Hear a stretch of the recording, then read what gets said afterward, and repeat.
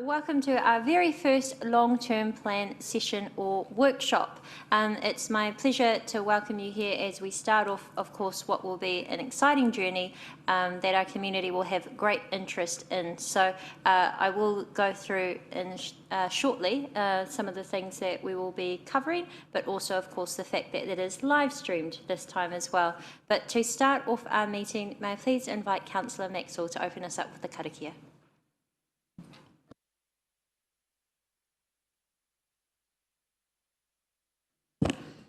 Thank you, hi noi tātou. Let us pray.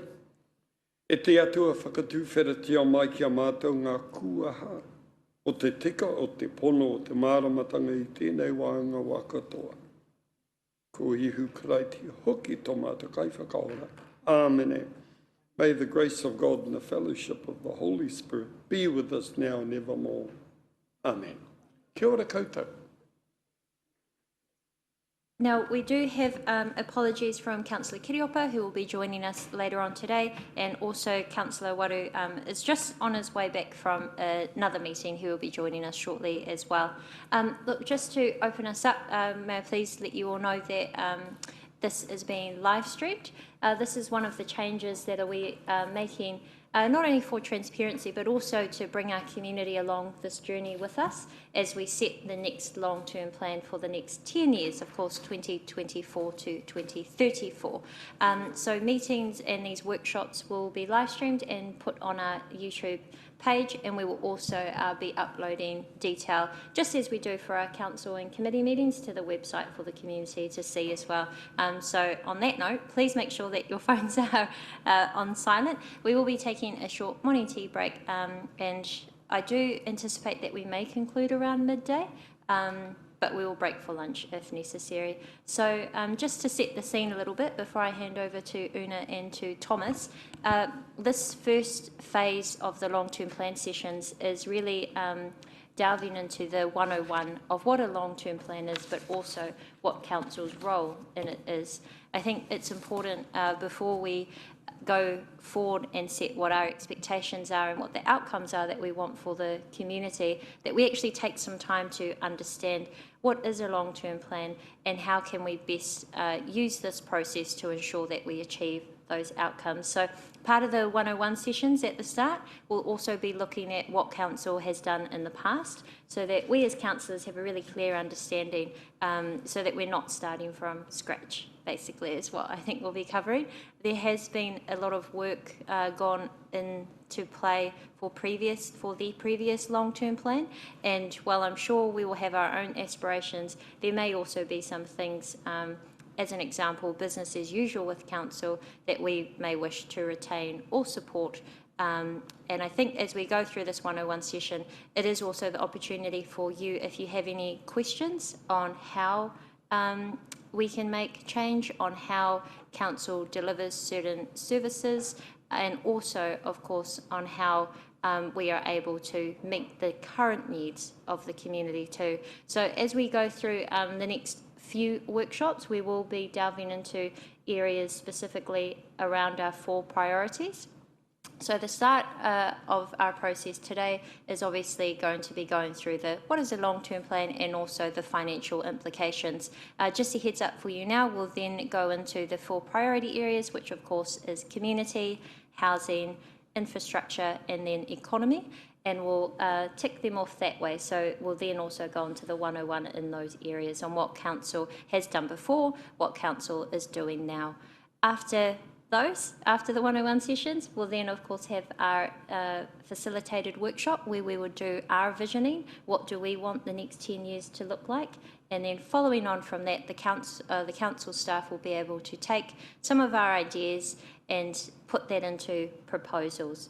At that stage, we'll go into the second phase of this long-term plan workshops and sessions, and again, we'll use the 4 priorities as the guide, and the staff will bring back the proposals for us to consider there before finalising it all at a later stage for the community consultation document. So the long-term plan process is quite detailed.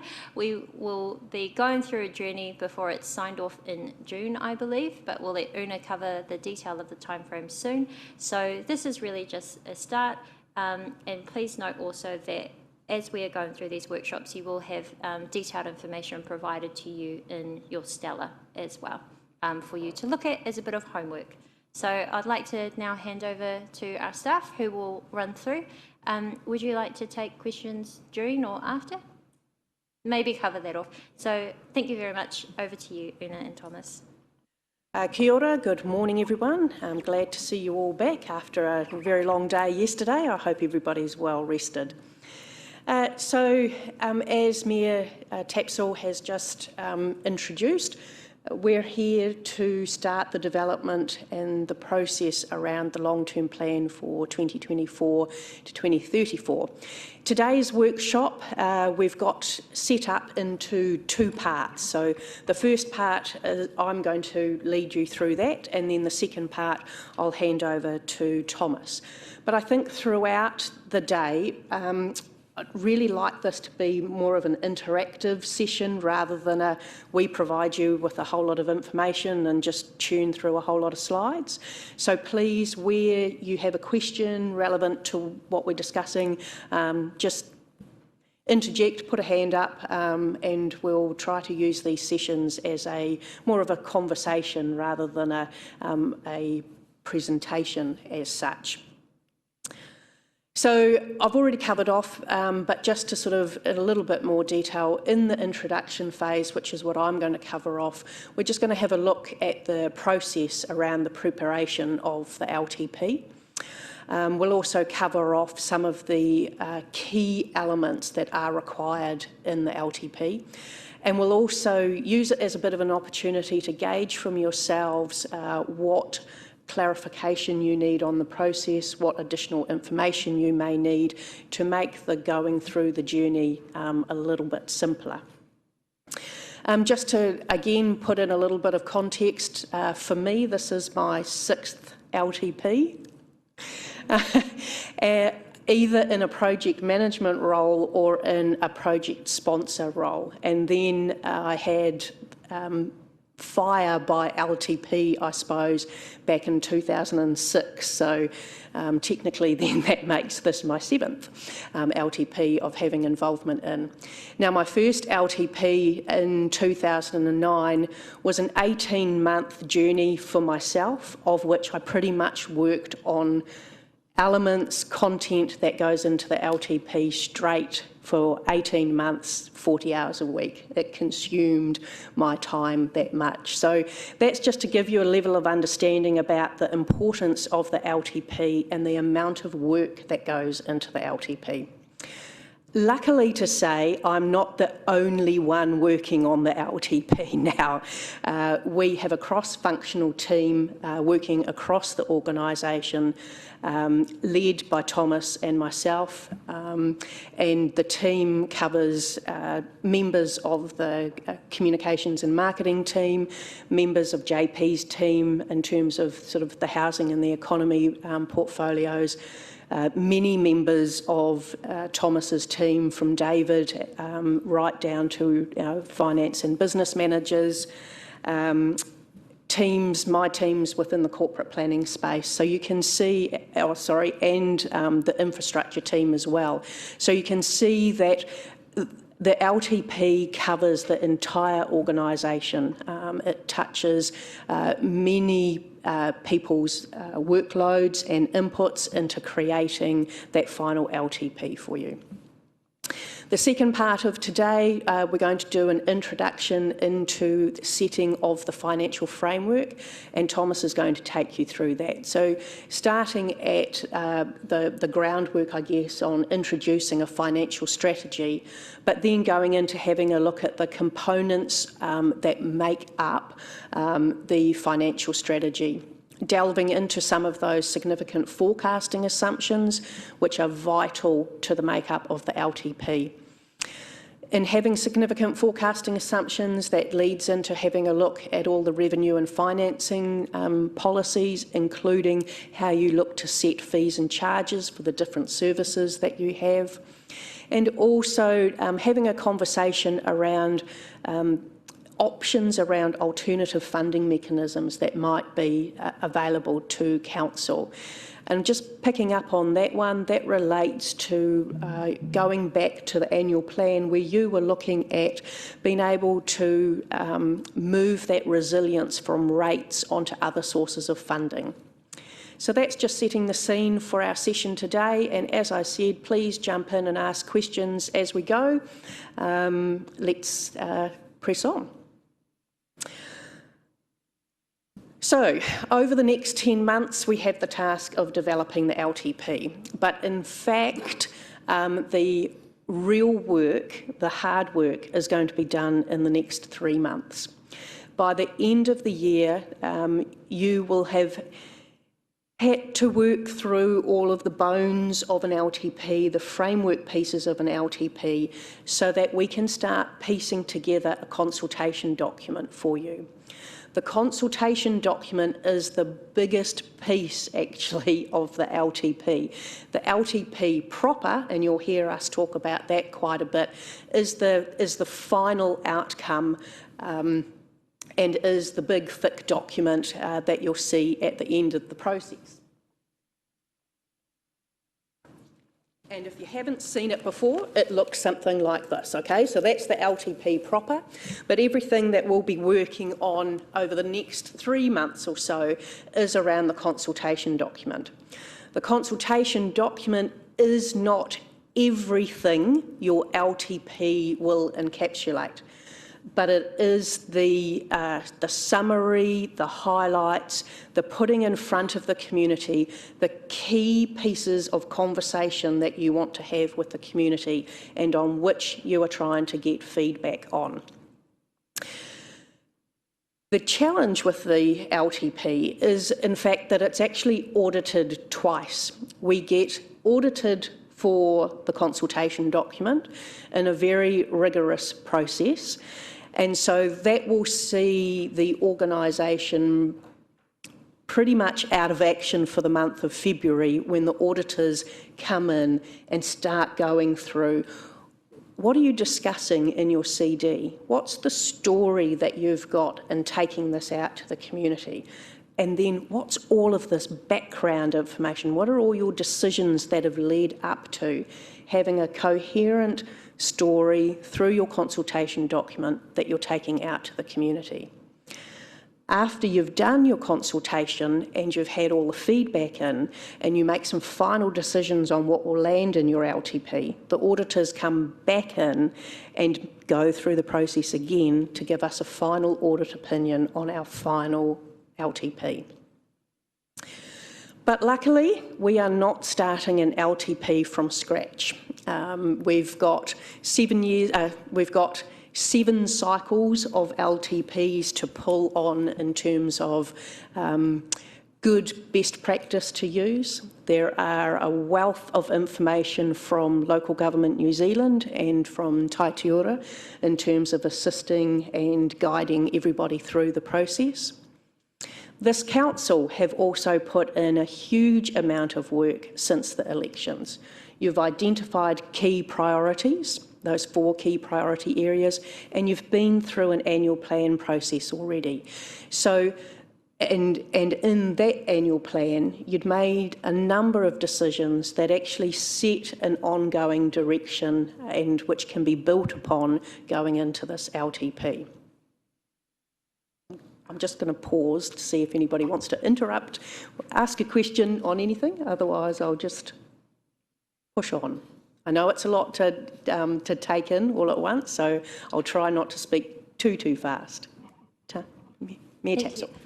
Do you perhaps just want to cover, so we set an LTP every 3 years, yep. So this is really like the one opportunity that we get to set in this term? Yeah. Yes, cool. So yes, the LTP covers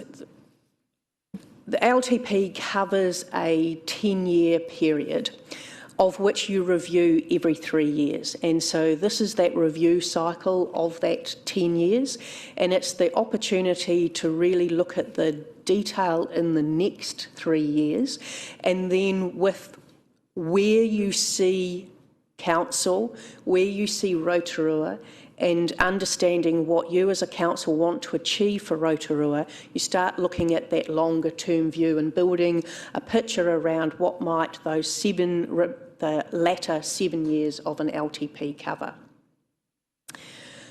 An LTP can be developed in 2 ways. There's no right way or wrong way in developing an LTP. And there's sort of commonly there are 2 approaches used for the creation of one. Some smaller councils may use the LTP as being the document that ends all documents. It has all of their strategic intentions included into that LTP. The other way of creating and developing your LTP is that it's actually the bringing together of council's direction, strategic direction, and then all of those strategic goals and plans and actions are summarised, are brought together into that LTP, and the LTP then shows the way in which the council are going to deliver the actions and the strategies that they've said they're going to do so. Now that latter version is the way that we have approached our LTP for a number of years now, and we commonly talk about our LTP as being a funding and delivery plan. It is supported by the council's strategic direction. It is supported by the council priorities, supported by the strategies and plans that come out, but ultimately it is showing the community what you have set out to do and how it will be funded. Councillor Patterson.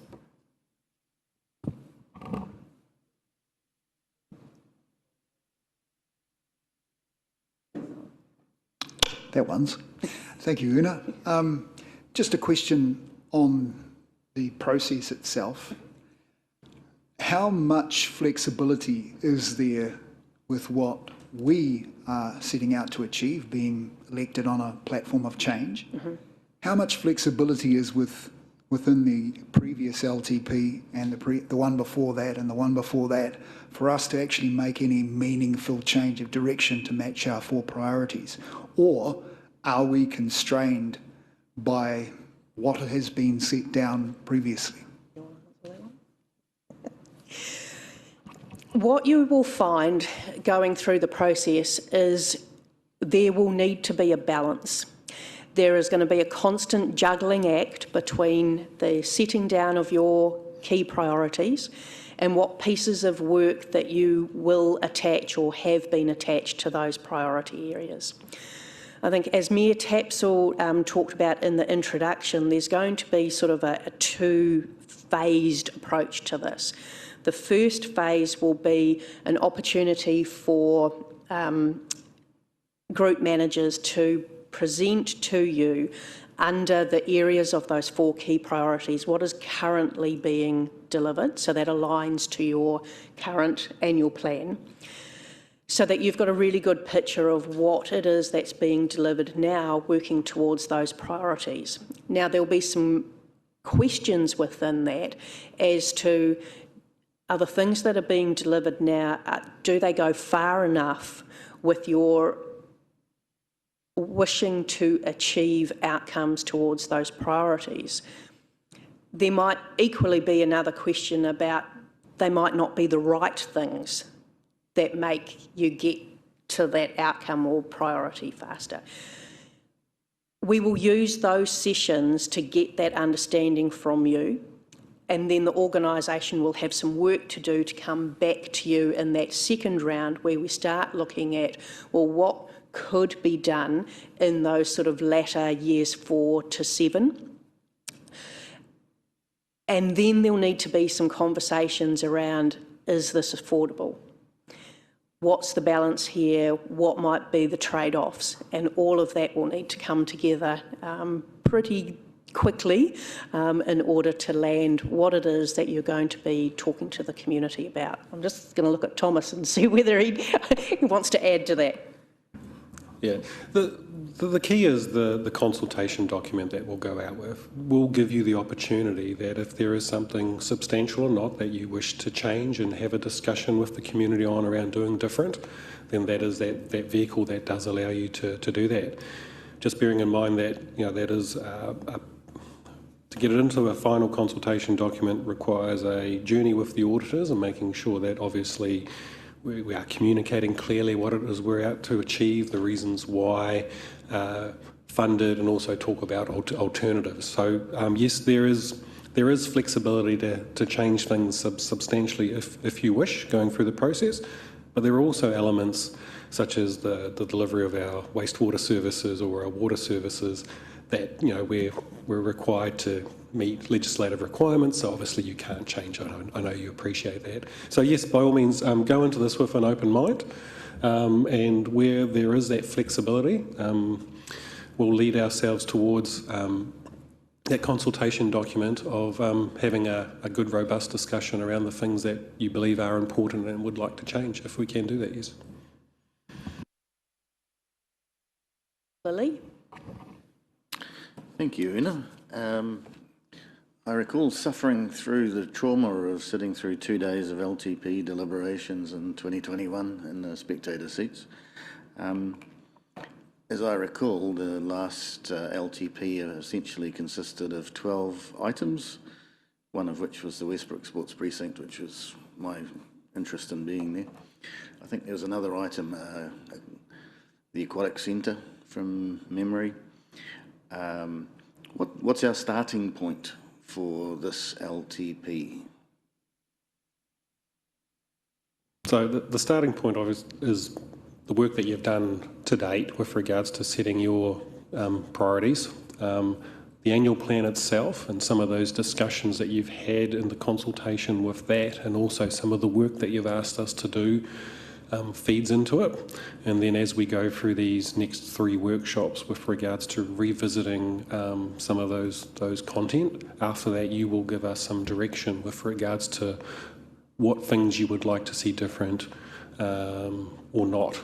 And then we will kick off into a piece of work with regards to modelling and showing you how that looks like and what the impacts are.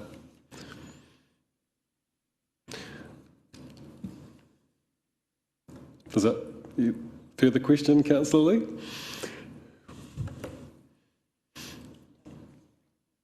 Yeah, I'm not sure that's entirely clear in my head. I don't know if you can recycle what you said and maybe it'll settle down.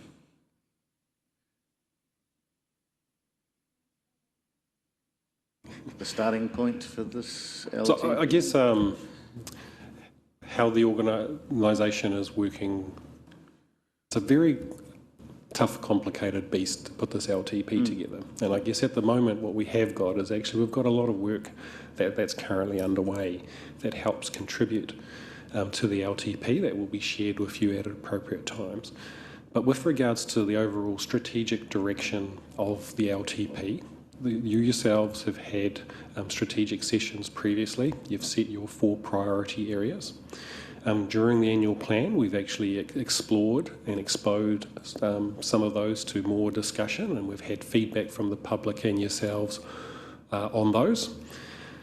Those again are going to be revisited in the next coming workshops, where the team, such as JP, will revisit the discussions around elements of, say, the FDS strategy, housing, growth. What's our approach to economic development and destination marketing and those sorts of elements. And through those discussions, you yourself will provide us with feedback with regards to whether you're happy to continue with that direction or whether you'd like to take a change. And from that feedback from yourselves, we will develop proposals that are in line with your expectations for you to consider to include into a draft LTP and into a long-term plan. And so that proposal document from the consultation document will be the discussions that we need to have with our community, leading from what you yourself would either like to continue to do and revisit or would like to do differently. And so that it will be led by yourselves. Okay, so we're not starting with the 2021 document, LTP? No, so no. There are elements. Sorry, there are elements of that document which we'll go through, like the revenue and funding policy and the treasury and management liability, and as an example, the infrastructure strategy, which is a 200-page component of that document. That we don't start those from afresh. We obviously pick up where we were in 2021.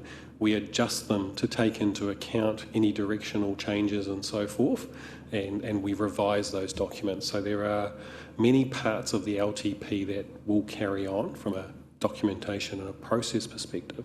But with regards to the strategic thread that goes through LTP, you yourselves have sort of set that direction already with regards to the 4 priorities that you've set, and they will be fed through and shown how in the LTP how we will deliver against those. Thank you. Yeah, so just to, I guess, reiterate that, I think the key element there is that this LTP doesn't start from scratch. You've already done a significant amount of work, which this process will build upon. Equally, the work delivery program that is in your annual plan, not everything sort of from a project perspective will be finished in that year. Lots of projects have a long-term delivery to fulfil and meet the outcomes of them. And our council services are intended to be long-term as well. But within your discussions, you can have conversations around the level of service that is being provided from those services and stuff. And we'll touch on that more as we go forward. But I guess the key to the understanding is that we're not starting from scratch.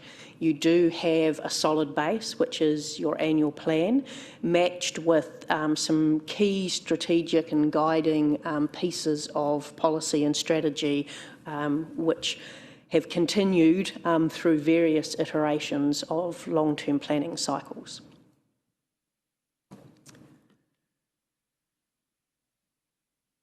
And there are some rules for creating a successful LTP. And this, I guess, does touch a little bit on the conversation that we have just been having. The first of those sort of rules or principles, might be a nicer word to sort of use, is that we have to understand our current situation. And I guess this harps back to sort of looking at, there was an LTP in 2021, but as Thomas just said, things have changed since then as well. So do we understand the environment that we are operating here and now, so that we can apply that to looking into the future? So do we understand the challenges that are facing our organisation? Have we got a really good understanding of where the council's financial position is right at this point in time? what's our strategic direction, and what does the condition of our assets look like? And so those are just some of the things that we need to have a really good understanding of in terms of where are we now, and having a really good understanding of that. Where does the council see themselves heading? What is that direction, and what does the council want to achieve over the course of its LTP? Understanding the present then also means that you need to also outwardly have a focus. So yes, we need to understand the council as an organisation, but you need to understand what's going on outside of the organisation at a district level, national level, and potentially an international level. So what are some of the influences and challenges that are around us and that we need to consider? And what direction, or what are some of those things that are driving from all around that we need to be thinking about and bringing into that overarching planning and setting of direction? A key element for the LTP and delivered through the consultation document is to present the right debate. The community needs to see that there's a coherent story in what you are trying to achieve. And that's something that the auditors will be really looking at when we put together the CD. Is there a really clear direction that's being set by the council? And are the elements of the consultation, the conversations that you're having with the community, all aligned to that, so that they can see that you're actually working towards a big picture, and that the big picture is made up of many smaller conversations, but they all are aligned, heading towards that future state. And that pretty much covers off the one integrated story as well. And that long-term planning is also about long-term. This is the opportunity to be thinking long-term. It's a 10-year plan, but actually the council should be thinking about that 20 and 30-year horizon.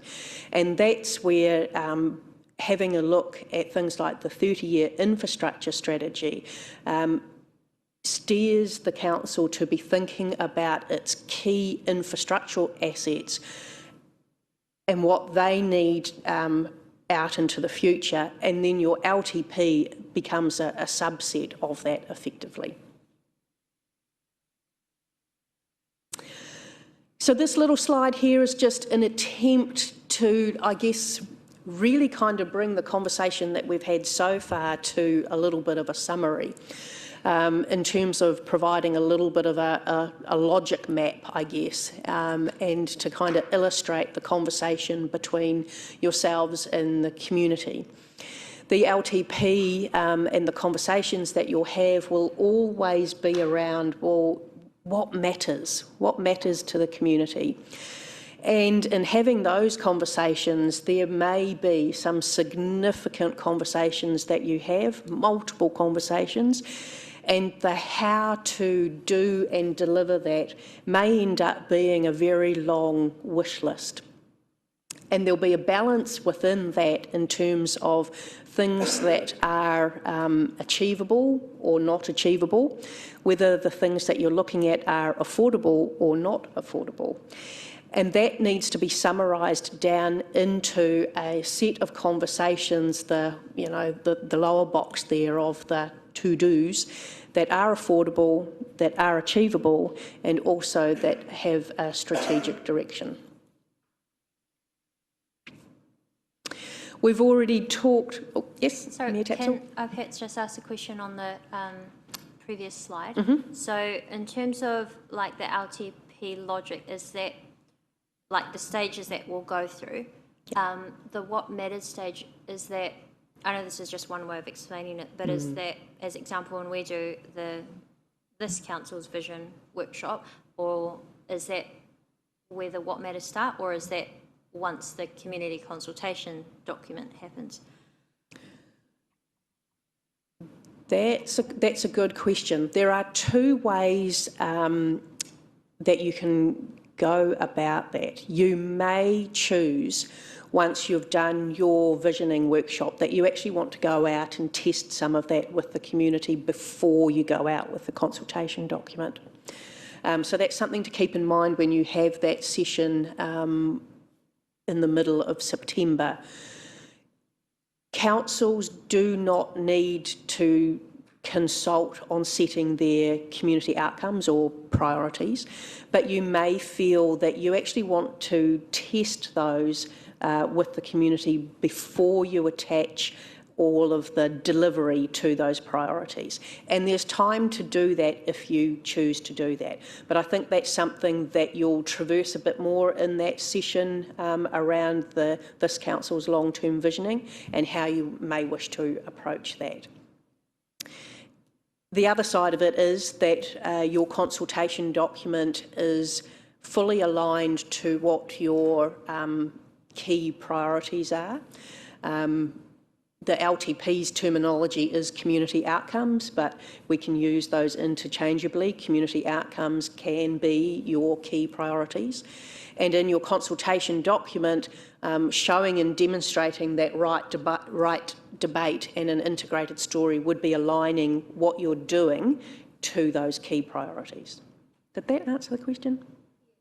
Thank you. I just, when we think about what matters, there are certain things that matter to all of us as individuals. There's certain things that might matter to the council, and there's certain things that might matter to the community. So I suppose I'm just wanting to make sure that as we embark on setting the next 10 years, we are definitely doing it in a way that the community want, first and foremost. They're the ones who we're here to serve. I do have a lot of confidence that this council, our councillors, are incredibly connected to our community. I think it's what makes us a really great council. But I'm also mindful that we have just gone through an annual plan process, of which was quite extensive, and we did get a lot of community feedback. So I think there'll be something for us as elected members to weigh up on whether we wish to have initial consultation at a high level with the community before we go out, or whether we think that actually there's some pretty clear key issues for the community. We've heard that from feedback through the annual plan. We hear it ourselves, and not fatigue them with too much consultation. So I suppose as we think about how we wish to approach it, that should be something that we wish to consider as well. And then just on that final bit, when you get down to the final to-dos, what we will do, ensuring that they are affordable and achievable, I think is also really important, because there's many things that we all want, but it's what can we deliver that will be reasonable for our community too. Thank you. Councillor Lee? Yeah, thank you. And just rewinding your conversation about 10 minutes, you referred to local influences on the LTP, national influences and international. Yep. What would be an example of international influences? Probably another COVID. Okay. Yep. Yeah, a pandemic or something along those lines would be an international influence on that could impact the delivery of your LTP significantly. Inflation, imported inflation, cost of delivering infrastructure, finance costs are driven from international markets for us as well. National impacts could be Three Waters reform, RMA reform, local government reform, could be a localised weather event. You know, it's so it's things that we need to be obviously aware of and understand. And so if we go back 3 years, when we started the journey on the 2021 long-term plan, and we were having these very early workshops, COVID wasn't on the horizon. We were sitting in these rooms and we were discussing the Council of the Time's priorities and where it wanted to go. And then, lo and behold, just as the auditors were starting to arrive to look at the consultation document and all the rest, COVID arrived, and we moved and changed, and the LTP at the time tried to respond to that as well. And so you just never know what's around the corner.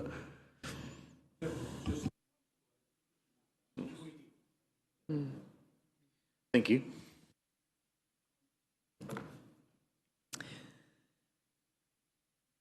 I'm not sure I need to sort of spend too much more time on this today because it covers off a couple of the messages that we've already talked about. Council has already identified priorities which you've based the annual plan process on. But it's starting to think about, and this will be your session around your visioning, is there longevity, I suppose, in these priorities, and what do these priorities look like for you as a council beyond just thinking about the term and starting to think into that 10-year, 20-year, 30-year horizon. And just coming back to that sort of, this slide was sort of a bit of a nod to a question around once you've been through that visioning exercise, is that an opportunity that you wish to engage with the community at that point, or whether you wrap that engagement up into your entire consultation document. So it's a floating question at this stage, not to be answered right now, but something for you to keep thinking about as we go through the LTP process and journey. So just having a look at some of the timeframes that will be around the LTP, it is very strict. As we talked about right at the beginning of the workshop, we've got 10 months from now to when we adopt the plan, but the real crunchy part of the LTP direction is these 3 months that we're in now. And so going on the journey of your LTP development workshops, by the end of November, we need to have been able to land what's going into your consultation document. What is the story? What's the big picture here that this council is trying to achieve over the course of the 10 years? And being able to have those key elements of putting a consultation document together.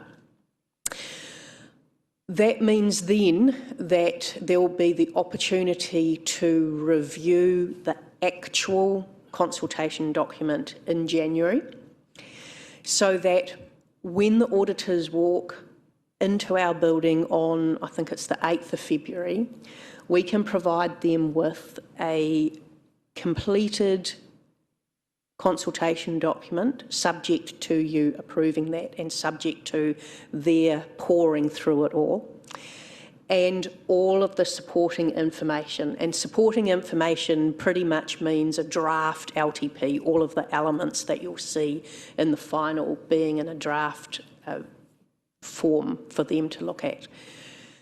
The auditors will spend the month of February and possibly some of March, really looking into the decision making from yourselves that have gone into the preparation of that CD. And those key guiding principles or rules for a successful LTP that I talked about, the auditors will be looking at that and using that as a bit of a framework to check our consultation document, that it covers all of those. The auditors also set out some very clear messaging around the expectations of what they would wish to see in a consultation document. So there's always a bit of a challenge between, as a community, as a council, we will have identified what is important in your eyes for the community. But there's often a little bit of conflict there with the auditors in terms of what they believe should be included in our consultation document. So that in itself becomes a bit of a challenge. And they have already provided us with a bit of a list of some of the things that they'll be expecting us to see in the consultation document. And I can't remember them off the top of my head, and Thomas doesn't know that I'm going to throw it over to him at this stage to see whether he can find that list at his fingertips. That's how much notice you took. Yes. No. So while he's looking for that, it'll be things like climate change. And this has been a thing from the auditors for the last couple of LTPs. The 2021 LTP, a lot more councils started to be really cognizant of climate change and the impacts of climate change on districts and cities, and where councils' planning needs to be in terms of their infrastructure for those. The previous LTP, a lot of councils got completely nailed by the auditors because there was no nod or reference to climate change. So you can just see in the course of sort of, 2 cycles, there's been quite a significant shift in what the auditors are looking at in terms of what is provided in your consultation. Councillor Lee. Thank you, Una. Who are these auditors? Are they from Audit New Zealand? What authority do they have? So the authority comes from the Office of the Auditor General, who obviously has a statutory obligation to undertake this work, and they engage predominantly Audit New Zealand as a main vehicle to undertake their audit reviews. However, they can and do at times choose to use other auditing firms as well as required. For us, we have engagement with Audit New Zealand, and so Audit New Zealand are the auditor on behalf of the Office of the Auditor General.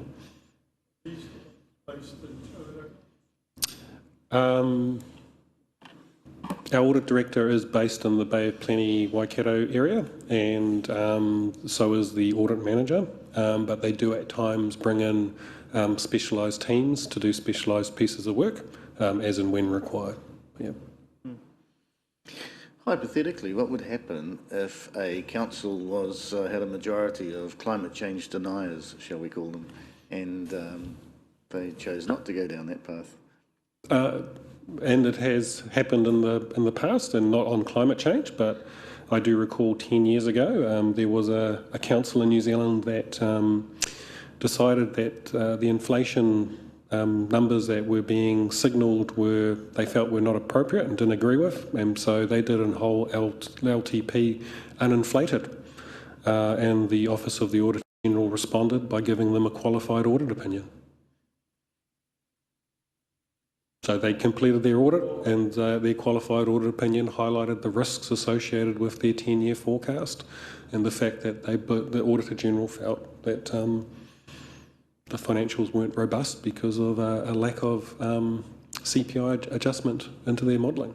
And so, just like everything, if the council so desires, you can do that on certain elements, and you've got to understand that the organisation will work with Audit New Zealand on behalf of the OAG to work through and understand what that looks like, and that we can either get audit across the line or not. And in the not case, you'll likely get a modified audit opinion.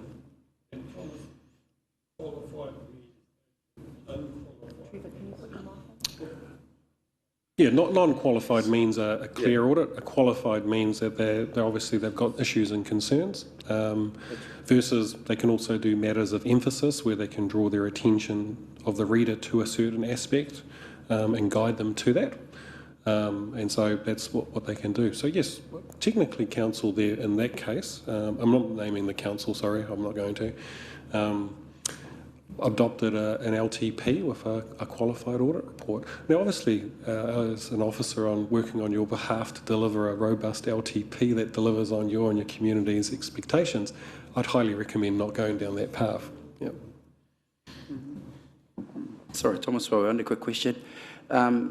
So they got what did you call it, a qualified audit or outcome of the audit. What were the implications after that? Were they final? So what happened?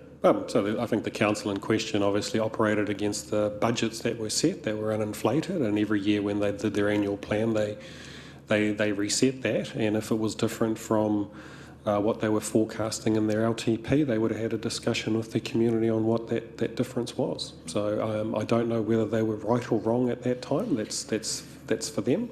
That was a position, as I said, that one particular council did make, and that was well over 10 years ago from memory, and it's incredibly uncommon, and would highly advise the council not to explore those sorts of opportunities. Yeah. I think just building on that too, having an audit process on your LTP and getting that audit opinion provides reassurance to the community that the council has produced an LTP based on robust financial modelling, and that assurance to the community is very strong and seen to be very strong. So, you know, the audit process isn't just undertaken sort of lightly, I suppose, and it does give the community confidence in that what you have prepared and all of the financial models that sit behind that have been done in a robust, methodical way. Councillor Patterson. Thank you. Hang on, Councillor Maxwell, we'd had Councillor Patterson first and then I'll come over to you. Thank you. So just while we're talking about the audit, with my series of bereavements, I may have missed it, but have we had our annual plan report back from the Auditor General, or the audit? Has it been accepted? I think you might be talking... I intend to give an update on that later. Okay, Yeah. thank you. We'll go Trevor and then I have a question. Just as well. to clarify, I think you're talking about the annual report. So you've done the annual plan. Yep, you're talking about the annual report. Yep, cool. Councillor Maxwell. And further to that, is it correct some councils don't even meet the June 2024 or whenever it should have been? Some don't meet it, but I believe we have met that each time, haven't we? Can you reaffirm Most do. We did have 1 year about 6 years ago where we didn't, and you may recall we had a bereavement within the organisation at a kind of critical time, which impacted us, and so we did end up adopting 1 week late. That was 6-7 years ago from memory, but overall the majority of councils do adopt by 30th of June. It was the 2015 LTP. So, did you find there were a few things that the auditors may be seeking. I did Thomas, find that, Your Worship. Oh, yes. great. We'll get Thomas to overview it then. I think it's around like climate change, 3 waters potentially.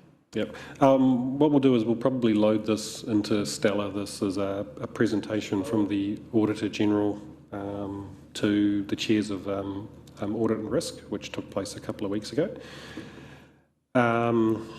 So overall, they were comfortable with how the previous LTPs went, but there's a bit of a focus going into next year, into this round, particularly around making sure that the consultation documents are fit for purpose and you're talking about the right things. There's that the financial strategy and the infrastructure strategy are actually working well together and are complementing each other, not contradicting each other, and that's something that we'll talk about shortly. They will focus on the assumptions, and in particular around the Water Services Bill and how Council has dealt with those. And so the Water Services Bill is obviously the 3 waters reform. We've got some clear guidance from the DIA on how they believe we should deal with that. But we've got an example of Tauranga City Council that's pretty much done most of their LTP already and going out for consultation, and how they've approached it. And so it's something we'll discuss as to how Council wishes to approach that. Climate change is another big one that they will focus on, particularly around infrastructure and resilience. And that's no surprise on the back of the cyclones and the weather events that we've had recently. They'll be looking at the performance frameworks, in particular around is Council actually communicating well its performance and its performance measures, and has it got its mechanisms in place to adequately report against that to the community. As you said, there's a lot of these are not actually financial. And then they go on to what they call the 5 Cs, and the 5 Cs being COVID-19.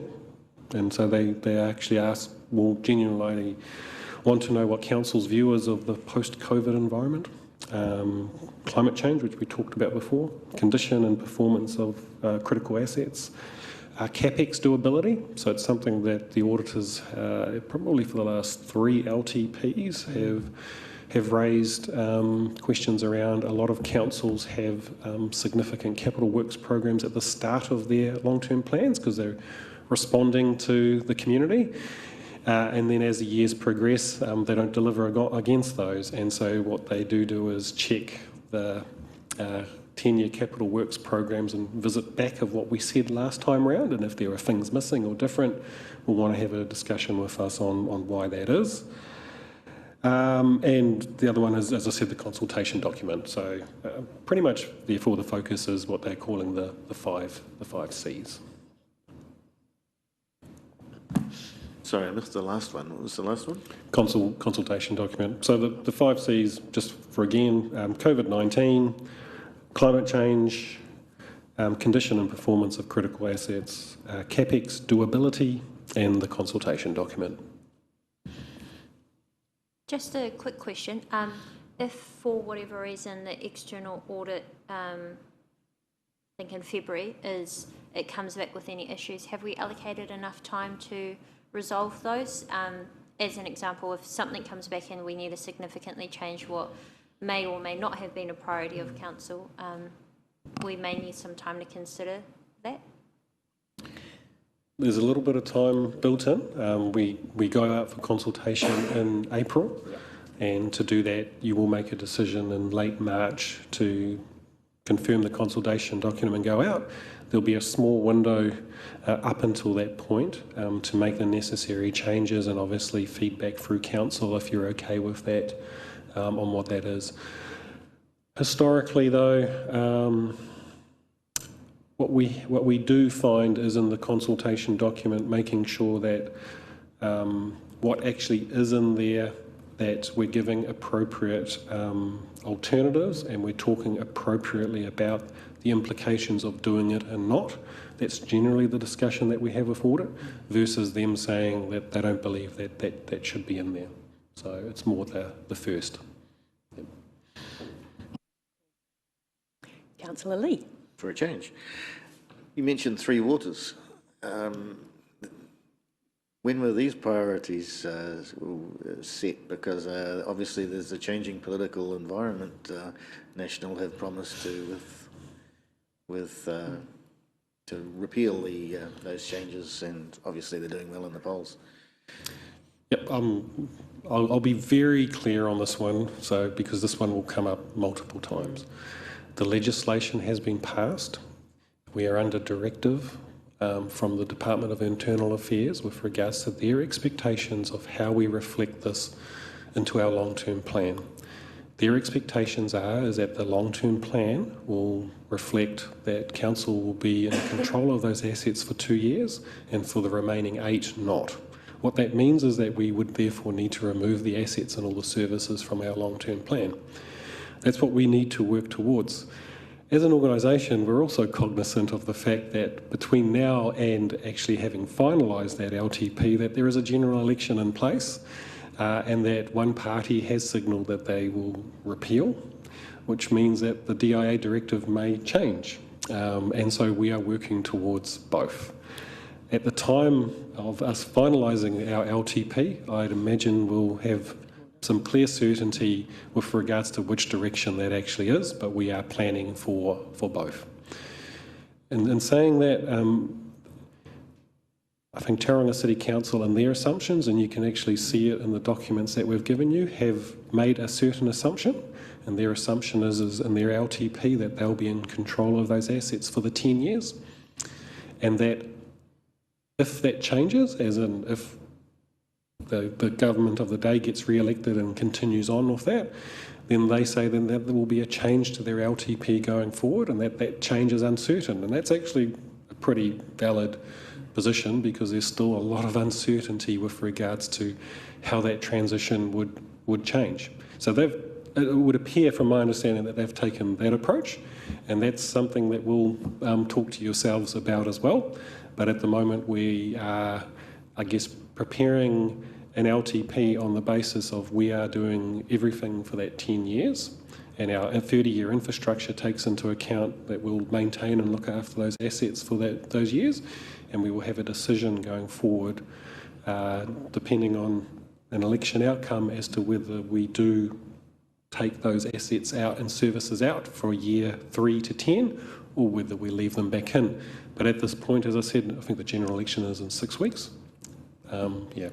But again, we are under clear instruction from the DIA with regards to the Department of Internal Affairs around their expectations of how we reflect these into our long-term plan.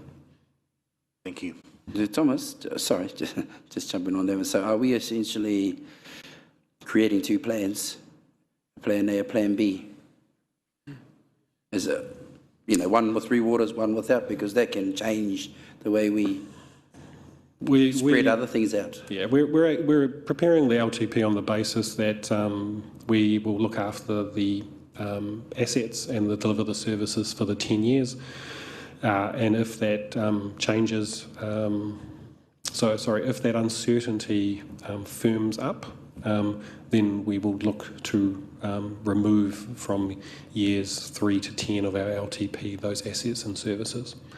And so, but to do that, we still have to prepare all the underlying documentation. Bearing in mind that if the 3 water reforms go ahead, that these new entities will be relying on our asset management plans, our infrastructure strategies, our rating policies, our standard operating policies. So all the work that we're putting in to get that baseline, even though we'll lift and shift it out, the new entity would have to pick up, because they'd have to pick up our new asset management plans, because they won't start afresh either. So we need to do this work on the basis that if the water reforms don't go ahead, then we've got the robust information to look after our assets into the future. Or if the 3 water reforms do go ahead, the new entity will have the information available to them to look after the assets that they'll inherit, if you get what I mean. Oh, no, yeah, I get that. I totally get it. I'm just cognizant that, for me anyway, when we do that plan, my thinking changes if I know that after 2 years or 3 years or whatever it is, that the assets are going that way. Then my thinking goes to, oh well, we can have more of a focus on for the next 7 years after that. But does the LTP process allow, I'm guessing it does, that's what I'm hearing.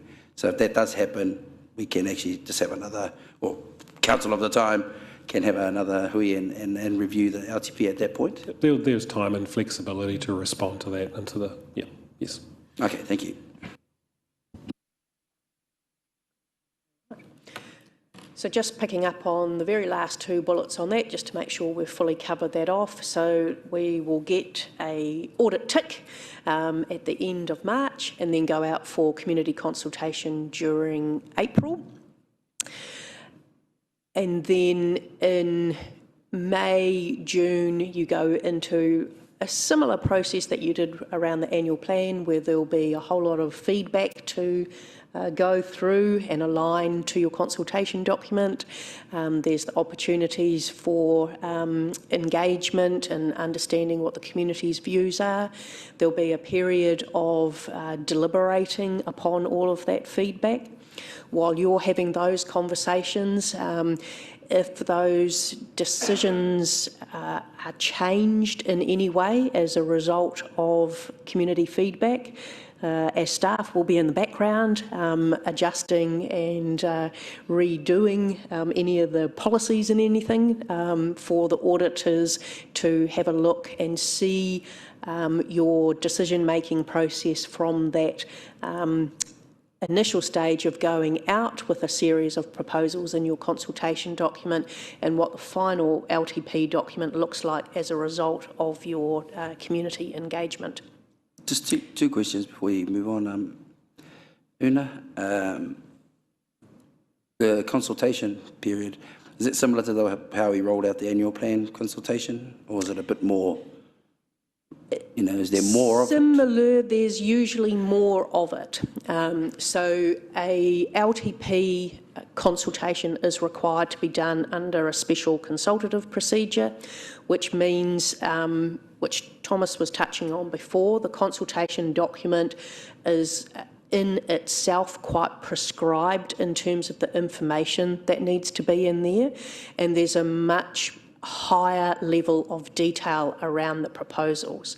So for any proposal that you may be going out to consult on, the council will have to agree on and make it very clear to the community what the council's preferred option is, and you will also have to give alternative options to that. And each alternative option, along with the preferred option, has to lay out what the impact on rates will be. So what we aim to do is show the preferred option will have a rates impact of whatever, and you can then compare that then to what the alternative options are. So there does need to be quite a high level of robustness around all potential options. Audit will challenge those options, and you need to be very clear about what the council's preferred option is.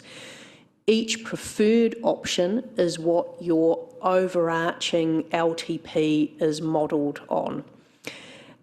If you change from the preferred option as a result of your community consultation to an alternative, that's where the funding and the financial model needs to go back and be reworked. Cool. And then, just like an annual plan, we legally have to adopt a LTP by 30th of June. So how are we proposing to develop this plan? We have kind of touched on this, but I'll go over it again. So we've got an introduction session, which we're getting towards the end of now. And then the second part of today's workshop, Thomas is going to start setting the scene and starting to look at the foundational pieces required for looking at and building your financial framework. Then we'll go into a series of current state workshops, and those have been organised according to the 4 priority areas. And in those sessions, group managers will take you through the key and current strategies that are aligned to that priority area, policies that are aligned, what projects are being currently delivered against those priorities, and the service levels that are associated with the service delivery areas aligned to that. So there's 3 or 4 workshops that will be dedicated for going through those 4 priority areas. And then there'll be an externally facilitated workshop where you will have a look at a bit of work around long-term visioning. So that's coming back to where we talked about before around the 4 priorities, looking at what do they look like at the longevity of them with a 10, 20, 30-year horizon, and what is it that the council are wanting to achieve in those horizons. Following that, there'll be a series of what needs to be different workshops. Again, these will be organised according to the priorities, and in those workshops there'll be the opportunity to focus on any new projects and what funding would be required for them, and whether or not there's conversations around determining future services and service levels. It will also have a look at the performance measures associated with the delivery of all of that, and will encapsulate all of the capital projects that are aligned to those priorities. Once we get through all of that, there'll need to be a series of workshops that actually brings all of that together. So those workshops are really looking at what will be delivered or what could be delivered. You then have to look at, well, what does that look like from the CapEx delivery program? What does that look from the debt profile? What's that going to look like from a rating framework perspective? And there'll be a couple of workshops that bring all of that together. At the end of all of that, we should be in a position where we've got clear understanding from you around the overarching direction that is being set, and then going into the preparation of the consultation document. Councillor Patterson. Thank you, Una. Just on the point about the new projects that will be considered, obviously it would be, if we are putting those forward ourselves, it would be prudent for us to have a presentation to say, this is our idea and this is what we think it will cost based on information that we've researched. Is that the way it should be done, or do we say we want you to go off and do that with, on top of all your workload that you already have? You know, how does that work? So in that first current state round of workshops, there may be some ideas and proposals that come forward from yourselves, which the staff will take away and do some further work on that. And that will come back in that second round of workshops in terms of, here's the suggested ideas, here it is in a little bit more of a developed state in terms of proposal, and this is what it might look like going forward. I think we just need to remember, though, at this point in time, that will still be really high level. And in any new project, your sort of year one, potentially year two of any LTP is more around that business casing, understanding what is going to be delivered, potentially getting to design. So an actual start of any new project is going to be a sort of a year 3, year 4 type thing. But it's trying to flesh out, what is this new initiative? What might that look like in its stages of development, and bringing that back as a proposal. What are you seeking to achieve in that project or proposal as well? And so fleshing all of that out. Good. Okay. Sorry, Una, while it's on this slide, so talk about the new projects. And I may have missed it because I've missed a little part of the start of the meeting. There are things in the current LTP that could be helpful moving forward, that they might still stand. Yep. Is there a bit of a session about that too in these? Yes. Oh, cool. Yes. Yep. So just to reiterate that first round of current state workshops will be priority by priority, what's aligned to that and what is being delivered against those priorities at the moment. So what are all the projects in that? And then you may be having a conversation around, well, is the current state delivering fast enough to achieve that priority? Or do you want to pull back, or do you want to look at something new? And that's the feedback that we'll get from you to be able to go away and then come back in the second round of workshops. Also, the the impacts to the financial, our financial position. Yep. What's already been invested in this particular thing, because some of those long-term plan stuff is, they go over several years, 3, 4 years. Yep. So we might already be in year 2 or something right now. Well, I haven't looked at it properly yet, but I will do. So all that information will be available? Yes. Okay, right. thank you. Yeah. Cool. Now, this slide here is just to give you a summary of some of the detailed elements or the must-haves within the final LTP document. And what we will do throughout the course of the development of the LTP is that we will, where it's appropriate, because it's a lot to sort of go through all in one session, is feed these bits into the development process. And that will start when we get into the session with Thomas in a little bit. If I direct you down to my bottom left, there.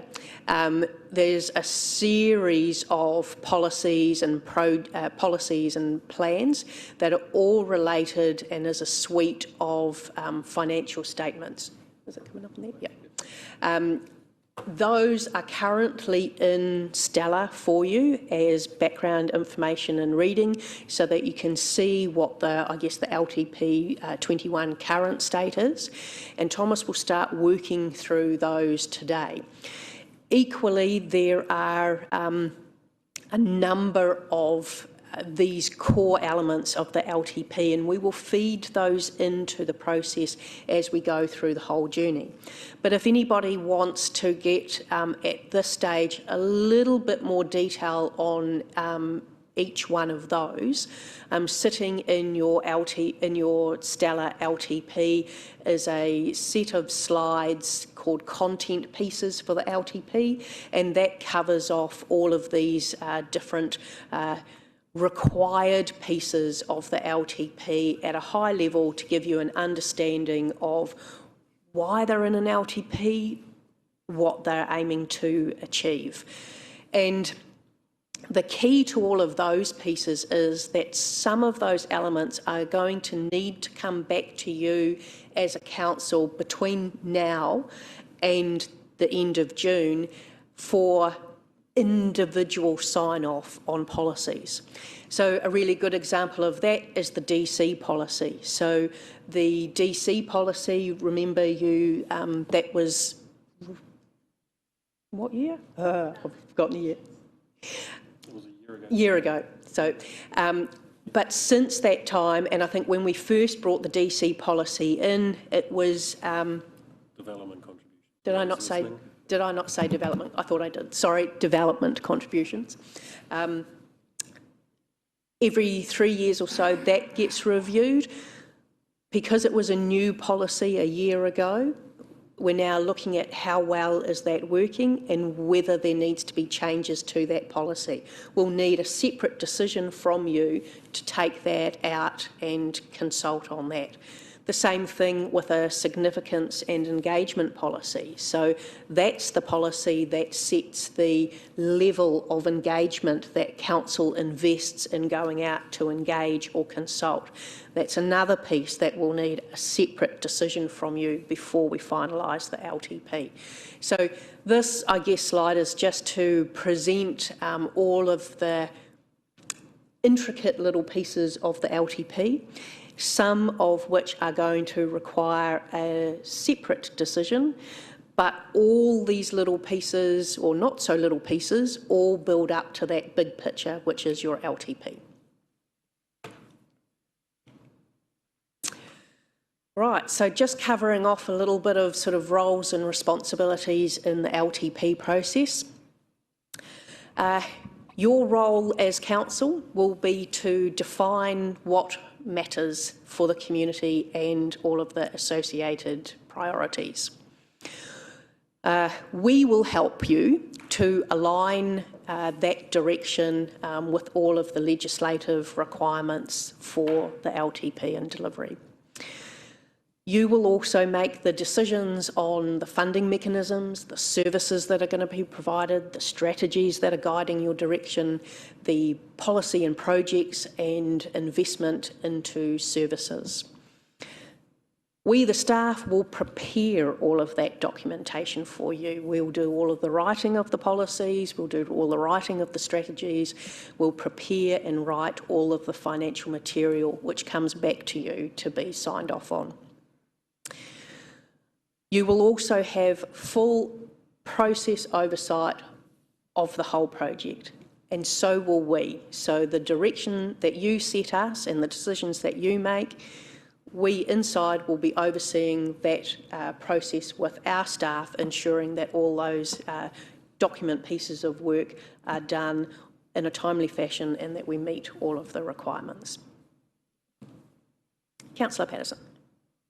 Thank you, Una. Just harking back to the annual plan and some of the conversations we've had recently or post that regarding the way we engage with people to ensure we get maximum participation and cut through. There was comments when I asked you about, different ideas of how we could perhaps engage with different video companies to try and create a different approach to talk to people differently, reach different markets. You indicated that at that time we didn't have that kind of budget in the annual plan to do something new, but that we would look at new ways of doing things with the LTP. Is that still something that we are considering? If so, is there a suggested opportunity for us to see what those ideas that you have are? So as we get an understanding from yourselves around what are going to be the key conversations in your CD, consultation document, we will start to need to align an engagement plan that goes with that. It's a bit early at this stage to start putting that engagement plan together because we don't know the conversations that you're going to have. That becomes a process which we can work on and work with you in terms of what type of activity might you like to do in terms of engaging and trying to reach some of those groups that we haven't previously engaged with. The teams have been doing a lot of work in the background and do have some ideas of initiatives, different ways of doing things that they would like to do, and they would like to discuss with you your, I guess, keenness, for want of a better word, of going down that route in terms of engagement. So there will be opportunities for us to have a conversation about what that looks like and putting together an engagement plan for that consultation period. I still don't have a big budget for it though, but there are initiatives that can be done that do not cost a lot of money, that can be done that are innovative and that hopefully do reach a wider audience than we've previously been able to get to.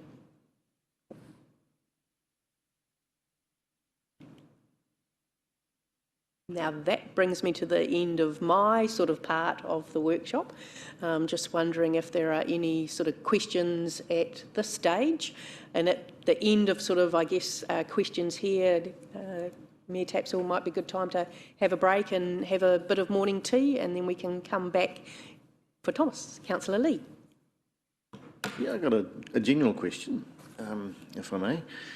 Thomas, you referred to the role of an officer of council, and obviously central government exerts some influence over council officers. As elected members, we're responsible, answerable to the community.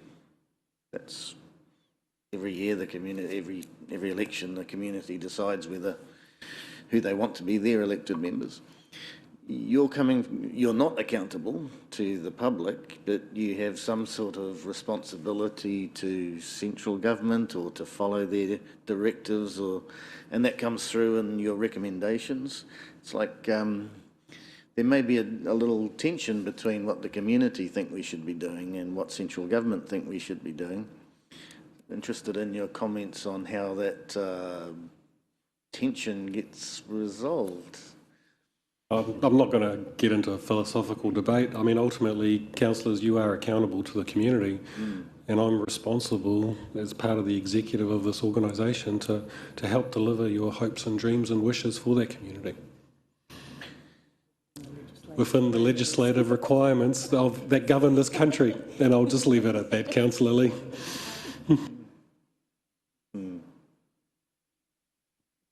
Maxwell.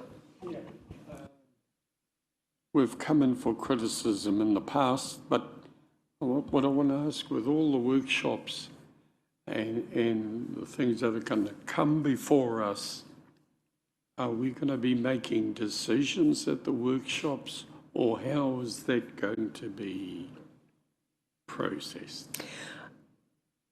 I will go back to Mayor Tapsell's words right at the very beginning of the workshop. These are all live streamed. So the community is coming along on the same journey as you are partaking in terms of developing the LTP. So they will be getting the same information that you are getting, and I guess they will judge and see for themselves that these workshops are purely about some direction setting, ideas, questions on the development, your understanding of the LTP process, and they will see that no decisions are made in these workshops. The decisions that you'll make will be in your committee meetings and council meeting. Committee meetings leading up to June. Correct, yes. Sorry? Oh, I thought Thomas was going to say something. No. No. Councillor Patterson. Thank you. Just harking back, there was a comment you made right at the start that's been kicking around in my head, and I've been trying to figure out how to phrase it while we're talking about decisions. You made a comment about something to do with ideas being the right ones. Who decides that? Sorry, Colin. Councillor, you do. You make the decisions. Yeah. Okay, excellent. I suppose on that note as well, there's been a few different questions that sort of are along the same themes of, well, who's really setting this? And to be very clear, that is our role as elected members. That is why we are going through this process in a way where we can first of all understand what we're supposed to do, what the current conditions are, the current circumstances are of which we're operating, and then, of which the organisation is operating, and then for us to make those leadership decisions. It is, of course, the role of staff to assist us through that process. So, as you've already heard, they will be working very hard behind the scenes to deliver this for us, not only the information that they'll be presenting, but of course delivering and taking the feedback that we give them, and then coming back on some proposals for us to consider. So just to be very clear, it is us as elected members that lead this, but we can't do it without the support of staff. So I think we've had quite a good discussion. Were there any final questions before we break for morning tea? Tēnā koe. Kia ora anō kōrua. Just reiterating, I think it's good to for the public as well to understand. There's a particular framework through legislation that we have to work within, and we try our best to make things happen as the community asks us to make it happen within that framework. Sometimes we can push the line a bit to make it a circle sometimes, but most of the time it's a square box. So I think it's really important for our community to understand that. So Thomas, tēnā koe I tō whakamārama mai. Question, so you mentioned, Una, the first 3 months of this process is, I think you described it as the crunchy time. And I also see probably at the end part where the consultation and everything happens, where the decisions are made, deliberations is the other crunchy time. Within that whole time frame, I was just wondering if you could explain or just make clear for me, there's where the flexibility may be for us to be a bit flexible in the way we approach this kaupapa, and where the must-dos come into it, if you can. Yep. So there's, I suppose, 2 key must-dos. That is the end of March. We must adopt a consultation document by the end of March. The reason that is in play is because I guess the belief of a sort of a 2-month process to consult, get feedback, make final decisions, get the final audit done on the LTP proper. That leading to the second must do, which is the 30th of June, having adopted an LTP. And everything then, your flexibility and how much you have is all based on the preparations in the lead up to those 2 key dates. So besides there's a little bit more flexibility around how we can discuss things and put things forward in that timeline. I guess that's where it's important that from here till, let's say, the end of November, early December, your conversations around future direction and aligning what it is that you want to deliver to that really needs to happen, and really does need to be quite succinct by the end of that period. If before Christmas we're still in a state of flux or not having sort of bedded down the overarching strategic direction and the programs, strategies that you want to deliver against that, we will be unlikely to get a consultation document prepared and unlikely to be ready when audit walk in the door in February. Thank you, Una. Very, very clear. The last thing I was just going to ask, and I have read some documentation, but I don't know whether it is in there or not. Is there any sort of within, in the RMA, there's special provision in the RMA for consultation with mana whenua iwi in a particular way? Does that apply in the LTP process, or was it sort of community across the board?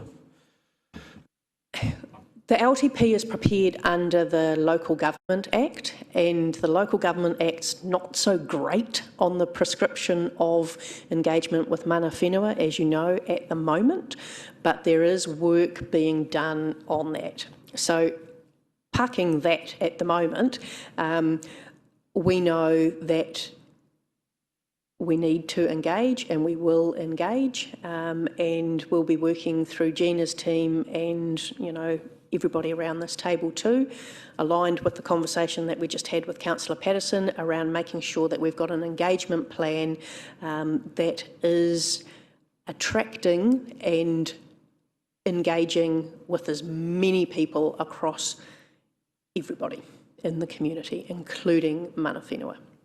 Thank you. Thanks, well. Following up on Councillor Waru's question, is there one of the workshop sessions, is there a session with Gina and tangata whenua Māori issues at all? There isn't a specific one because of the way that we've aligned the workshops to be to the priorities. However, Gina, she's not here today, she will be in attendance or in all of those and can speak to and will address where there may be significant issues related to that. So we are taking it from the approach of your 4 priorities and then how service delivery project strategies all align to that priority area.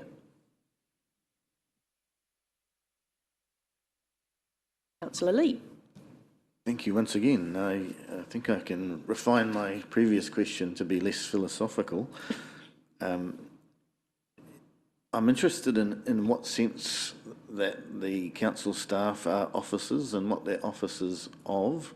So by way of comparison, lawyers are described as being an officer of the court, and they actually have a loyalty to the court over and above their loyalty to their customer, which is a high loyalty in itself. So lawyers also take an oath to act in the interests of the court in the first instance. Yeah. So, I mean, is there any oath involved? Councillor Lee, I'm more than happy to meet you at the Springfield Golf Course, have a beer and talk this one through. I'm not sure this is the forum for that discussion, but I'm happy to engage with you and talk through this at another appropriate time. So. Thank you. Well, that appears to be all of the questions. Look, thank you very much, Una, for going through that overview with us. I think it's certainly helpful for us as council, but also for our community to understand the process that we're just about to go through.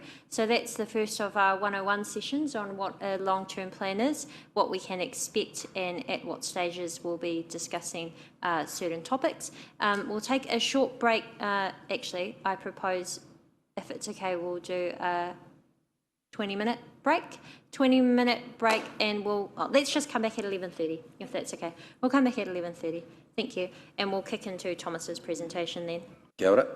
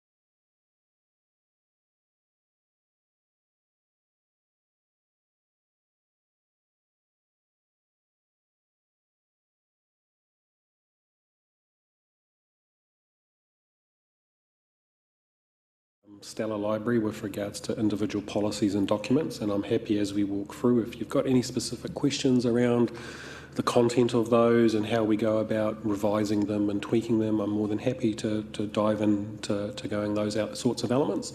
But this is just a little bit of, I guess, of a journey of how these things will come together and combine into the final draft LTP. I think it's just a bit of a reminder that what the LTP is, and I guess my role as well, and my role in the team and my team, what they do is their specific focus is on the 10-year financials, and in particular working with the infrastructure team around the integration of the infrastructure strategy into those 10-year financials. And I guess that what the 10-year financials and the LTP does is effectively explaining what we're planning to do for the 10 years, how much it will cost, and how we will pay for it. And a lot of the policies and documents explain the decisions that will be made on how those have come about. Just reiterate that it is a 10-year forecast financials. So it's based on a set of assumptions at the time of what we think the 10 years will look like with regards to delivering of the services, and that obviously that can deviate based on a whole lot of different risks and factors and assumptions not being achieved and those sorts of things. So it's not a Bible. I guess it's a guide with regards to where we would like to go and how we would like to do it, and then it highlights the risks towards achieving those outcomes in simplistic terms. The financial statements themselves, there's quite a bit in there. I'd say that on a simplistic level it's a P&L, a balance sheet and a cash flow, but it's a little bit more than that. And so we do have Councillor Lee, more regulations from central government that require us to do a whole set of financial prudence disclosures, and these were introduced 3 LTPs ago. And that was around the time that what the observation was that councils were doing LTPs, and then they were doing an annual plan, and they were effectively revisiting their whole LTP again, and then they'd do another annual plan and again. So you were doing mini LTPs, and what the government of the day wanted, and Department of Internal Affairs, was making sure that actually you did have a good, robust 10-year plan, and that when you did deviate, you deviate talking about the exceptions rather than relitigating it all the time. And so some of those financial prudence disclosures were also introduced around showing and communicating to our community around some of the decisions that we made, debt limits, rate limits, as well as a whole suite of kind of financial metrics that we have to, that summarise some of the financial information that's in there. So there's that section, and that's an audited component. We have the 10 years of financial statements themselves, so that's a statement of comprehensive income, or profit and loss as otherwise known, 10-year cash flow statements, and a 10-year balance sheet. So work sort of has already started on those, because this year's annual plan is the basis of the starting point for that, for year 1. So that's effectively this year's plan is year 0, and we extrapolate that component out, and that's the starting point with regards to the majority of the 10-year financials. In addition to that, the DIA as well introduced funding impact statements, and that was at the same time as the prudence measures 10 years ago. And what that was a recognition of was that accountants and their international accounting standards like to take financial information and turn them into something that is sometimes really hard for normal people to understand and comprehend. And that's actually a valid statement. So what they introduced was funding impact statements to try and simplify the financial reporting, and in a way it creates a sort of hybrid cash flow statement on a council and activity basis, which demonstrates to any reader more simply than the required financial statements that I described before, simply of revenue, less expenses, what's your cash surplus from that, and how's it being applied, either retiring debt, I'm spending it on CapEx or I'm borrowing, and what's the net left. And so we prepare each of those for each of our activities, and there's about 20 of those. And we also prepare a funding impact statement at the group level as well. We also provide a statement of capital expenditure, so that's a summary of all the capital expenditure that we're proposing to do across the 10 years, as well as disclosure of our reserve movements, so how our cash surplus is being used and applied, any contributions through financial contributions for reserves, how are they being allocated and used. We have to make a statement around a balanced budget. And if we're not having a balanced budget, what is the rationale for that? So the legislation does require us to run a balanced budget, but if we don't, it's okay as long as we explain why that is. And so. Sorry, Thomas, can I ask a question? Oh, is that all right? Just a second. And so for us, we've run a balanced budget and met that metric over the last number of LTPs since that's been introduced. And then we also have to provide disclosures around rating, how we rate, what's the basis of rating, and those sorts of elements. And so those are, I guess, some of the critical components of the LTP document themselves. So, sorry, Councillor Waru? No, I'll wait till you finish your... I'm okay now. Yeah. Okay, sorry. So you're talking about the balanced budget there, and then there's also scope when it's not a balanced budget, to as long as you have, I suppose, reasoning around that. Do we have any examples of what that could possibly be? I don't have any that I recall that what others have done, but it may be, as an example, that COVID hit and that council at the time decided and recognised that there was significant pressure on our community and decided to reduce its rates, but continue to provide the services and therefore debt fund that portion of its services. So from a balanced budget perspective, it's not balanced because we wouldn't be funding all our operating expenditure and we'd be using debt. And so therefore we would explain that and the reasons for it. It's only this year, etc., we think it's prudent because of X, Y, and Z. Not saying we're doing that, but that's an example of what you could do. Yes. Councillor Patterson. Thank you, Thomas. Just again, that graph that I keep bringing up, which I imagine relates to the 2021 LTP. Council's debt profile was a very scary graph on page 10 of the report. It showed in 2021, our debt profile was under 250 million, and then 400 million for 2024, and then just red all the way along for every year after that.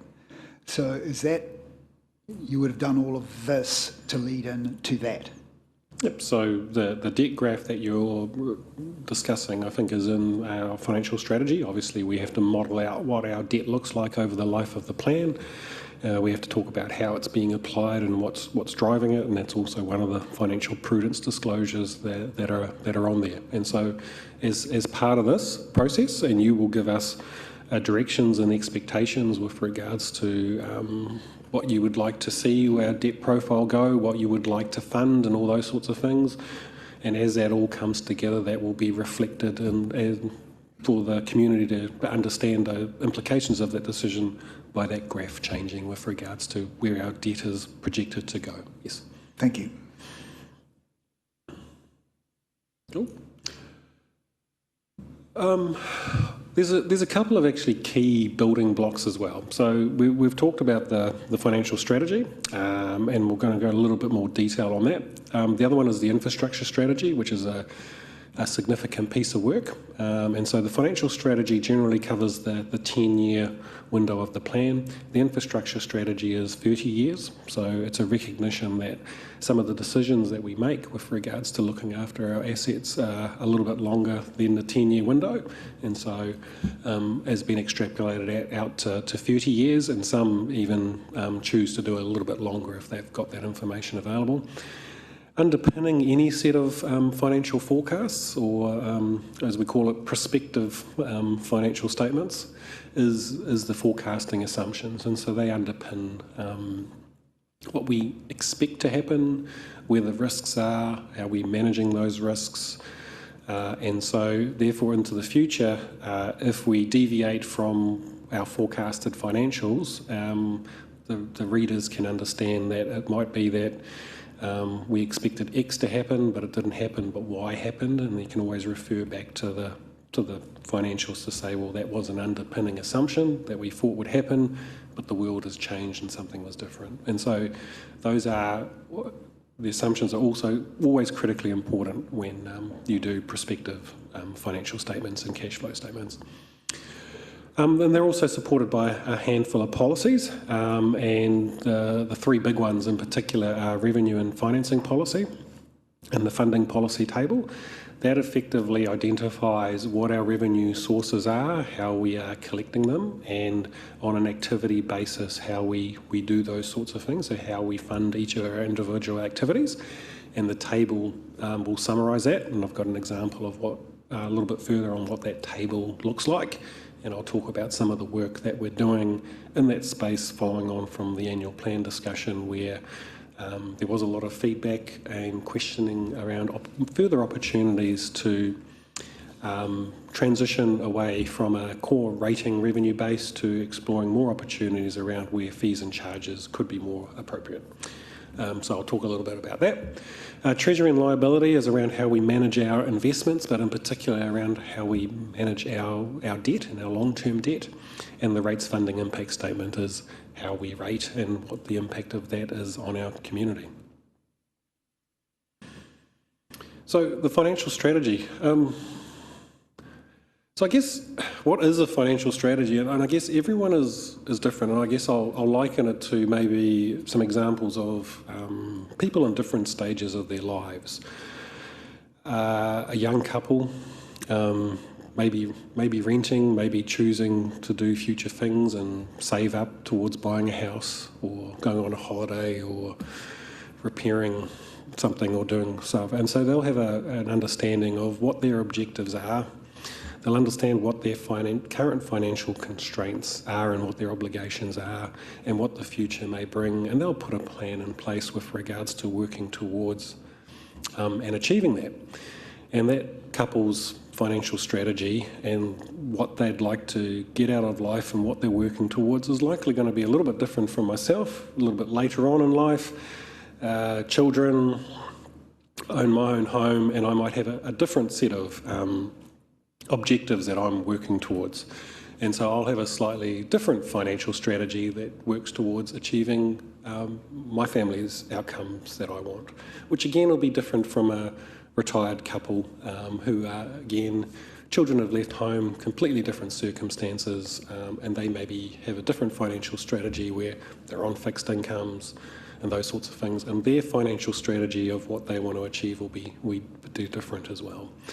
And council is no different. I guess for us as though, for council, is that other than local government reform, we anticipate being here for our community for a very long time. We represent and look after the assets and services for our community, and so we take a very long-term view with regards to how we plan and fund those things.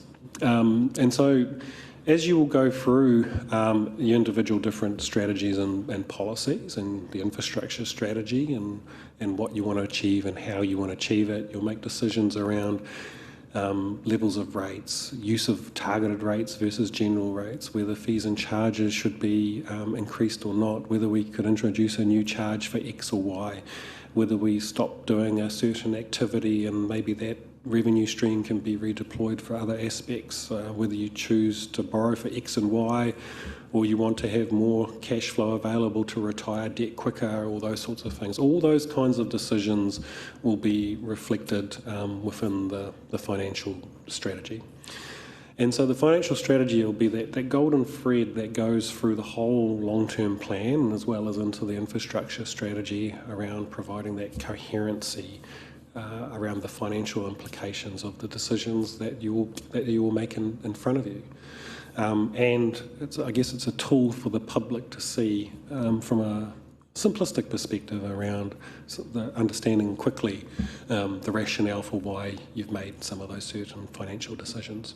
And so, yeah, that's how that works. Now, there's a couple of ways of doing a financial strategy. You can kind of set it up front and then make the LTP fit, or you go through the process as per normal with regards to talking about the things that are important to your community, what you would like to do, what the implications are, and then the financial strategy within certain parameters reflects those sorts of decisions. And so that's generally the approach. The second one is generally the approach that we take, because what that gives you the ability to do is obviously think about what it is that you'd like to achieve on behalf of the community, around what the priorities are, come back with what those ideas are, and then understand the financial consequences of those, and then at that point decide as to whether you want to do it or not. Or you can have a discussion with the community around why you think it's important, but here are the financial implications,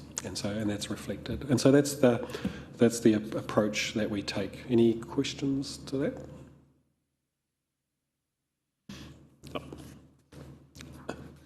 So there's certain elements of the financial strategy which are mandatory. It is obviously within the documents that you've got. It's included in the LTP proper document for 2021. So it is a separate section.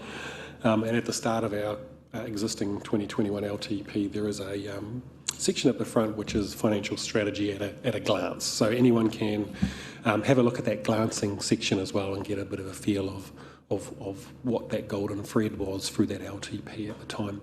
But there are certain elements that have to be included.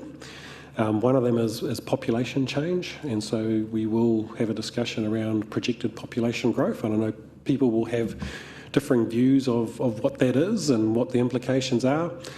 It is mandatory, and it's mandatory because there's a significant flow-on effect into the infrastructure strategy about how the infrastructure strategy responds to growth and also how that growth is funded. And that's predominantly tied to our development contributions. So those three components are interwoven quite significantly. But also from a population perspective, there are a number of councils with declining populations. So they've got to make decisions around retreat.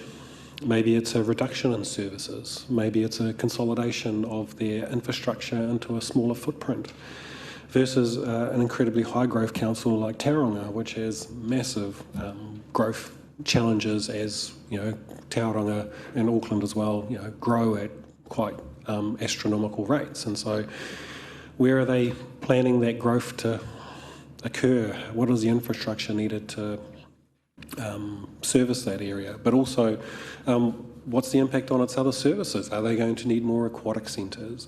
Is there an impact on library services, building consents, and all those sorts of elements? So growth itself and the underlying assumption does have quite a meaningful impact into our service delivery and in particular our infrastructure strategy. Forecast capital expenditure on network infrastructure. So there's a big driver around clearly identifying of our total capital works program the component that relates to network infrastructure, water, wastewater and stormwater, and what is the level of spend required to maintain those levels of service. And then also an assessment on our ability to maintain that. So what are the economic drivers that are impacting on that? What are environmental drivers impacting on that? Climate change, as an example, could play a part. If we were a council on a coastal community that saw erosion of, which I think took place in, Napier at one point, parts of the community were getting eroded by the waterfront. How are you responding to some of those challenges as well? Another one is mandatory limits or quantified limits on rates and what borrowing is. So again, to show what the planned rates increases are for the life of the planned 10 years and what the borrowings are, and then clearly articulate, in particular, the borrowings of how they're being applied to.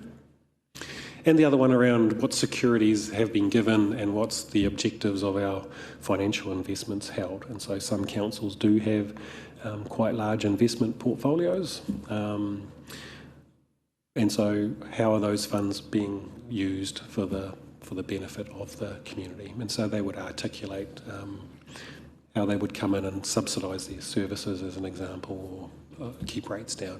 And so those are some of the mandatory components of the financial strategy that in the final iteration of that document, which you'll need to adopt before we go out for consultation separately, that we'll kind of work through. But as I said again, the financial strategy itself will evolve out of the discussion, directions and decisions that you'll make into the future. Councillor Patterson. Thank you, Thomas. Just looking at that top line, forecast changes in population, which set of statistics do you say, yeah, we agree with that? Like Stats New Zealand says one thing, and then somebody else says another thing. How do we choose the best statistics to follow to base our decisions on? Yeah, I think JP and his team use infometrics, and we've used them for quite some time. You will find over the years there's people with differing views, and they've challenged this aspect of it. Just remember as well as it is a forecast, and once again it's based on assumptions. But we do have to include something in, and it is one of those things that the auditors will check. And as I said, it weaves through so many other things that it is important that we get that right. Yeah. One of the presentations that I attended at the LGNZ conference was by a lady from Auckland Council, of all places, and she talked about the things that are going to happen or potentially going to happen in the future, the rise of AI, changing population demographics, i.e. ageing, lowering birth rates, climate change, all these impacts that are potentially coming down the track. And here we are looking at our 10-year plan, and a lot of those things were happening in that period. So how do we make decisions going forward when, I've only ever seen that at that conference, and it was only for an hour. So are we going to get access to information like that? Can we factor that in, or is that just too left field? No, it's for many of our assumptions, we will rely and pay a professional organisation with expertise to deliver. And so Infometrics have that as expertise to obviously look at that, and all those things you discussed will be components that they'll take into account when they give us our population projections. Just like around our future finance costs that will be embedded into our 10-year plan.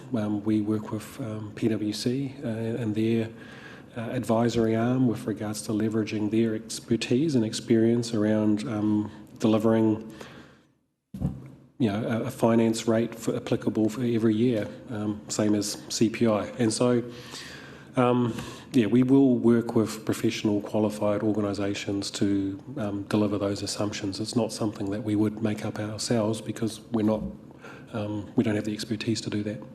Yep.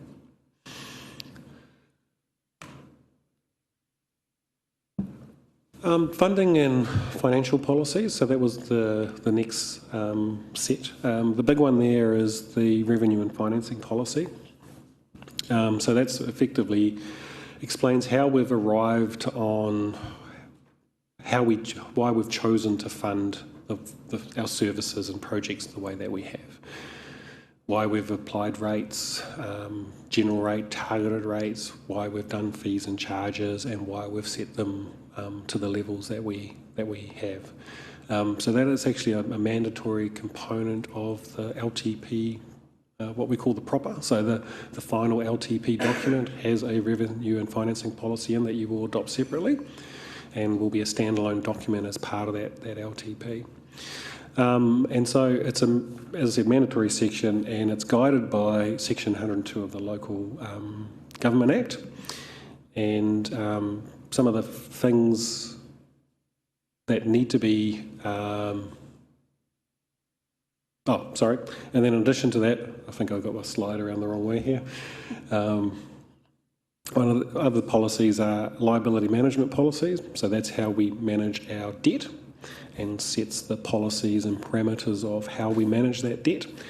Our investment policy is around some of our CCOs, but other investments that we may have and why we hold them and how we, if we want to sell them, how the income from those is being derived. Development contributions and financial contributions is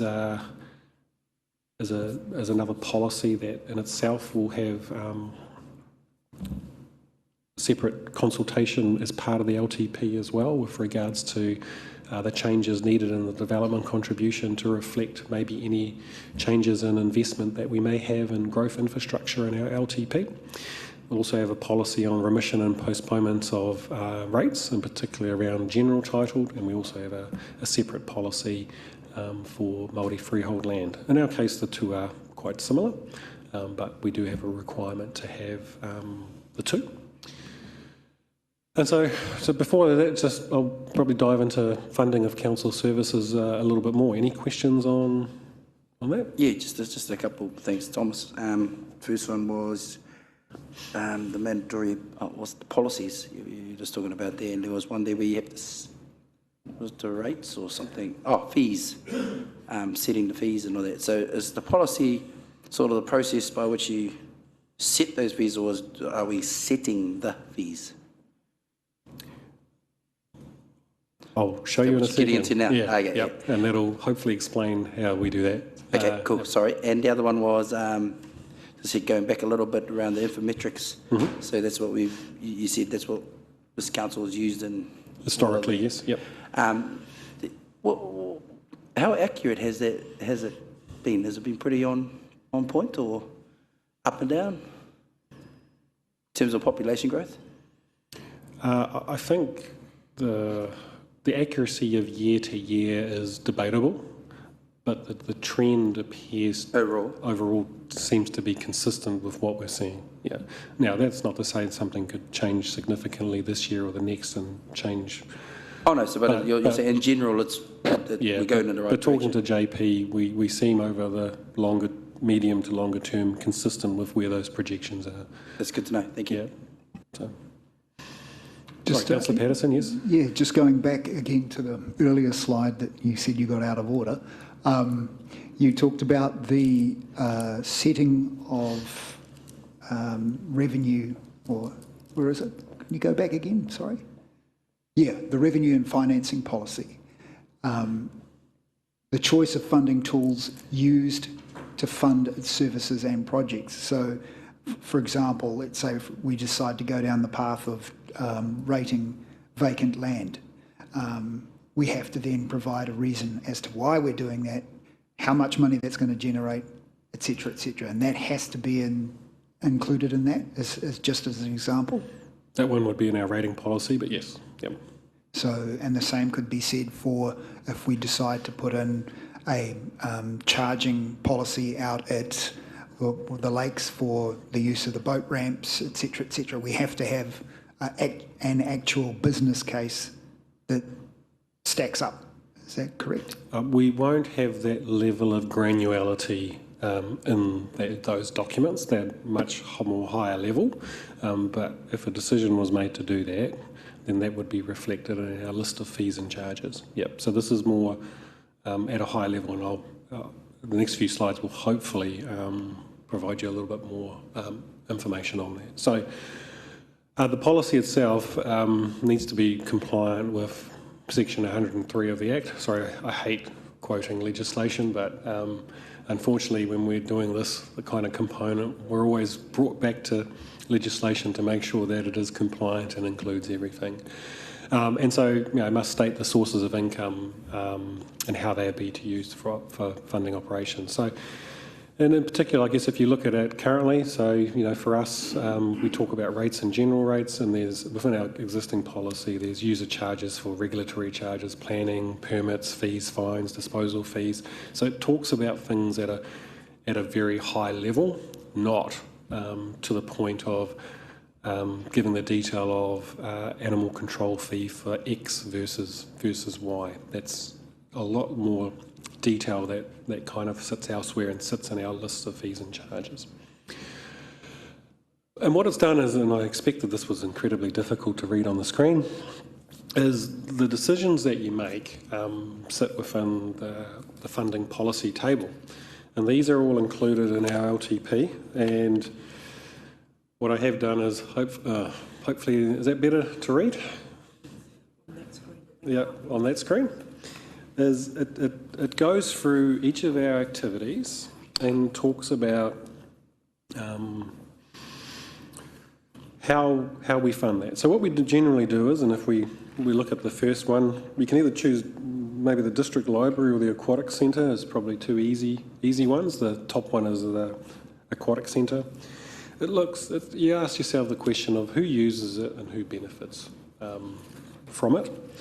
And also you ask yourself the question of around, are there exacerbators? And exacerbators might be a different service with regards to an exacerbator. Example might be animal control. Roaming dogs and owners of roaming dogs are an exacerbator, and that they are the ones that drive the need, or part of the need, for have animal control services. And so while there is actually maybe the animal control one therefore is a better one, while there's a wider public benefit of having good animal control because it keeps our community safe, there is a predominant reason, a causation of it, and that is people roaming dogs, unregistered dogs, could be bad dog owners and all those sorts of things. Or it could just be simple, a really good dog owner, but the dog's escaped, and so therefore our animal control responds. And so they're exacerbators. And so therefore it asks the question of what's appropriate and how should we recover this cost? Is it the general wider benefit outweighs the exacerbators, or should the exacerbators actually pay their fair share? And in this case, I guess, if we go to the kind of next, oh God, it's hard to read. I don't think the animal control is actually on the one I've given you. Is it recognises that actually there is a public benefit for having animal control, and so what it says is actually that maybe 5 to 10% of the cost of that service should therefore be picked up by the general rate, because the general rate recognises the contribution towards wider benefit activity. But actually the majority of it is caused by dog owners, and so therefore if animal control responds, and whether it's for a whole range of reasons, we have a set of charges, and so therefore they should pay their fair share. And so in this case, therefore, the animal control activity would be 5 to 10% from general rate, and 90 to 95% with regards to fees and charges. And we have a bit of a range because obviously the costs can fluctuate, and as well as sometimes those costs, when they do fluctuate, you can't move the fees and charges as much. And we do this for every activity that we do. And so that forms, therefore, the basis of how we set our rates. So for water services, for example, you're either connected to a water network or you're not. And if you're connected to a water network, then you are a direct beneficiary of that network, so therefore you should pay. And so we therefore collect that through either a targeted rate for residential, or for higher water uses like commercial and industrial, you pay water by metre. But there is no general benefit from it, so therefore there's no cost of that sits on the general rate. Sewerage is exactly the same. So you're connected to the service, your network, and you're providing a service, so therefore you pay via a targeted rate. And so pretty much all our activities, about 20 odd of them, we go through this exercise and with regards to identifying who benefits, who exacerbates, or who is the driver of those services, and therefore what is an appropriate mechanism to charge for that. And that then falls out how we set our rates with regards to use of general rates, targeted rates, and also what should be falling on fees and charges. And so that's how we do it at a high level. My apologies for not being able to read that as well on the screen. Any questions on that element of it? Sorry, Thomas, I missed that. Did you say there's 21? Did you mention the number 21? Oh, sorry. Too many flies falling on me. That's all right. So within our long-term plan itself, just if you want, there is a separate section in your Stella, but it is on page 118. And so when we regularly talk about, well, we'll change the way that we fund our services, and this is the element that we refer back to around looking at each of our individual activities, why that activity exists, who benefits from it, who exacerbates it, and who therefore should pay what, and then from that our rating and fees and charges kind of fall. So I think your example, Councillor, of boat ramps as an example, would fit within one of these activities of probably open spaces, and there'll be a wider question of, well, in that particular case there is a big indirect benefit of that activity to the wider community, because boat ramps sit within a bigger pool of activities, and so therefore there is an element of some stuff that sits on fees and charges. Say I'm hiring a hall on a reserve and I will pay a fair share for that, but predominantly most of the recreational assets, it's hard to identify those that benefit directly from it, and so therefore you generally fund it through the general rate. So in this instance, with regards to boat ramping charges, and if you wish to introduce that, then the policy might change slightly to recognise actually that there's a class of assets that you do have a direct benefit for, and you actually are able to appropriately charge them, and it's not administratively burdensome to collect that revenue, so therefore you would have a rationale to introduce that new fee and charge, and that would be captured within the wider overall arching funding policy of that activity. But generally that's how it falls out. So if you had an activity as an example that was fully general rate funded at the moment, and through your discussions, half of it, what would happen there was saying, actually, we could charge this or we could charge that, and we're going to go out and consult with our community on that, we would change the funding policy to reflect that, and then go out to our community to consult on why we'd like to do this and the impact of that decision. Would you have to do that separately to the LTP, or is that part of the LTP process? This is all part of the LTP process, yeah. Right. Sweet. You can amend this outside of an LTP, but then it is an LTP amendment, so it is generally done at the same time as the LTP. Yeah.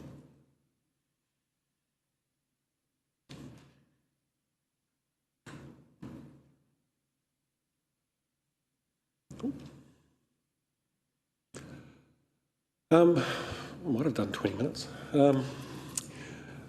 We've talked about, I think, alternative funding. One of the aspects is, and it was something that came out of the annual plan discussions, was there were lots of questions around particular user fees and charges and what we were doing and what we weren't doing. And so what the finance team have been doing for the last month is working with the business and identifying, just going through all our fees and charges at the moment, just to review them again once again for appropriateness and as to whether they needed to shift based on where the costs of that activity were, but also picking up on the feedback that you're having around trying to find and explore other things that may be funded through general rates but actually might be more appropriate to fund through user fees. And so they've been working on that for about a month, and in the next couple of weeks we'll have a first cut of that, and then that will come back into one of the appropriate workshops for your future consideration as to whether you do wish to explore having a discussion with the community on the introduction maybe of some new fees and charges, or whether some of our existing fees and charges should be restructured in a different way. So that's a piece of work, and that is obviously directly tied to the revenue and funding policy of which I've just described.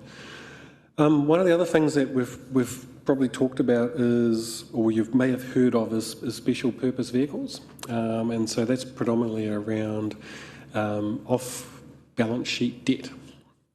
And off-balance sheet debt is generally used for organisations that have their balance sheets committed to certain things that they're required to do, and they need to explore alternative mechanisms to fund other priorities.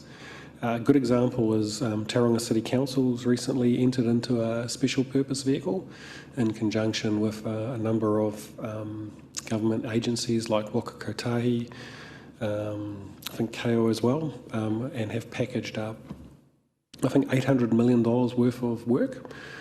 200 million, I think, from Tauranga City Council, and that covers a whole range of things to cover growth, roading extensions, a whole range of things. And so effectively the special purpose vehicle will raise the funds and will recover the cost of those funds back against the community, and will provide funding to the council to undertake in Waka Kotahi, etc., to provide those services.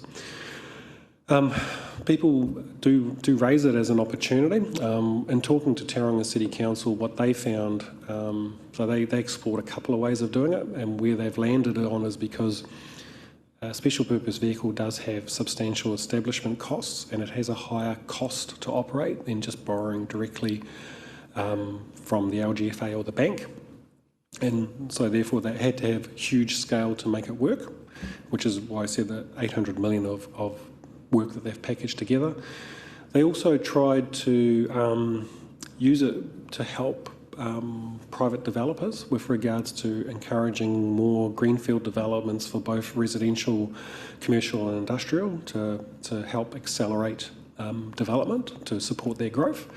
But what they did find was, because those developments were smaller in nature, because they weren't at the multiple hundreds of $1 million of, that the cost of using those vehicles was prohibitive, and the developers weren't keen to use them.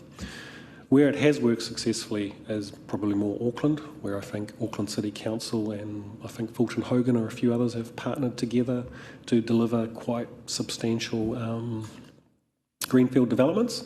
Obviously the council contribution is towards the infrastructure, so they all partner together. But that's something that you may have heard of and is available, and there is actually a Crown entity set up to help facilitate that. I thought I'd share it, but what I would say is that while it is an option available, if something can be identified that requires that, it does have, from what we've understood, to be quite a substantial cost of delivery. And the other one, and that's not on there as well, is there is a potential, obviously, for new rates or targeted rates and changing the way that we do things. I think there was some comments on bed taxes and a whole range of similar type things, and so through these discussions, no doubt we'll explore those and what they look like and what the impact may be and where they may be appropriate to be used. So yeah, that's my summarised version of this portion. So happy to answer any questions or dive into any detail that you may have. Just more, Thomas, on the special purpose vehicle. When you mentioned the partners that would work with a council, Waka Kotahi, Kāinga Ora, does it have to be them? No, I think in this instance what Tauranga City Council did is there was obviously, they were the right partners to work with because they had joint outcomes and were both investing to achieve a certain outcome, so it made sense to partner in that sense. I do actually have more slides, I forgot, so I'm more than happy to carry on. Councillor O'Brien's not happy with me now, but... So it is a mechanism. Special purpose vehicles are used quite commonly elsewhere. They can help do joint ventures between entities. In this case, they are a mechanism to generate funding off balance sheet to allow entities to do quite substantial pieces of work while allowing their balance sheets to deliver maybe another set of objectives and priorities. So just to make you aware that these things are available, if you so wish. Hypothetically, and I mean hypothetically, right left field, if we manage to find a big developer like shopping mall developer, for example, DFO, and said, right, we're going to give you a whole block of the CBD, we'd have to buy that block and then knock everything down and start from scratch. I mean, that would be a massive development. So could that vehicle be used for something of that scale? That's probably exactly something that this vehicle could help fund, yes. Right, thank you. Yep. Yeah, that's the one I had in my mind too, and that's that's where you've got multiple entities coming together to achieve a certain outcome and to provide a consistent funding stream to facilitate that activity, while the organisations and balance sheets of that organisation focus on other priorities. So in our case, yes, we could enter do that if you wished, and our balance sheet would continue to support wastewater treatment plant upgrades and those sorts of elements, and wouldn't put that at risk. Yep. So, Thomas, would that be the likes of, like, most recent examples, the museum, obviously lakefront, and potentially we had an announcement previously of Picker Block? Would it include those sorts of examples where, in order to deliver it, we are finding partnership funding, or is that something else? Just bearing in mind that if we look at things like the aquatic centre, we're in phase or stage 2, but there, if we wanted to, there was also proposed a stage 3, but that would require commercial investment. No, so those things would be funded normally, but it might be, as an example, let's say all the commercial landowners of south of Rotorua decided that actually we want to transform that whole area into a inland hub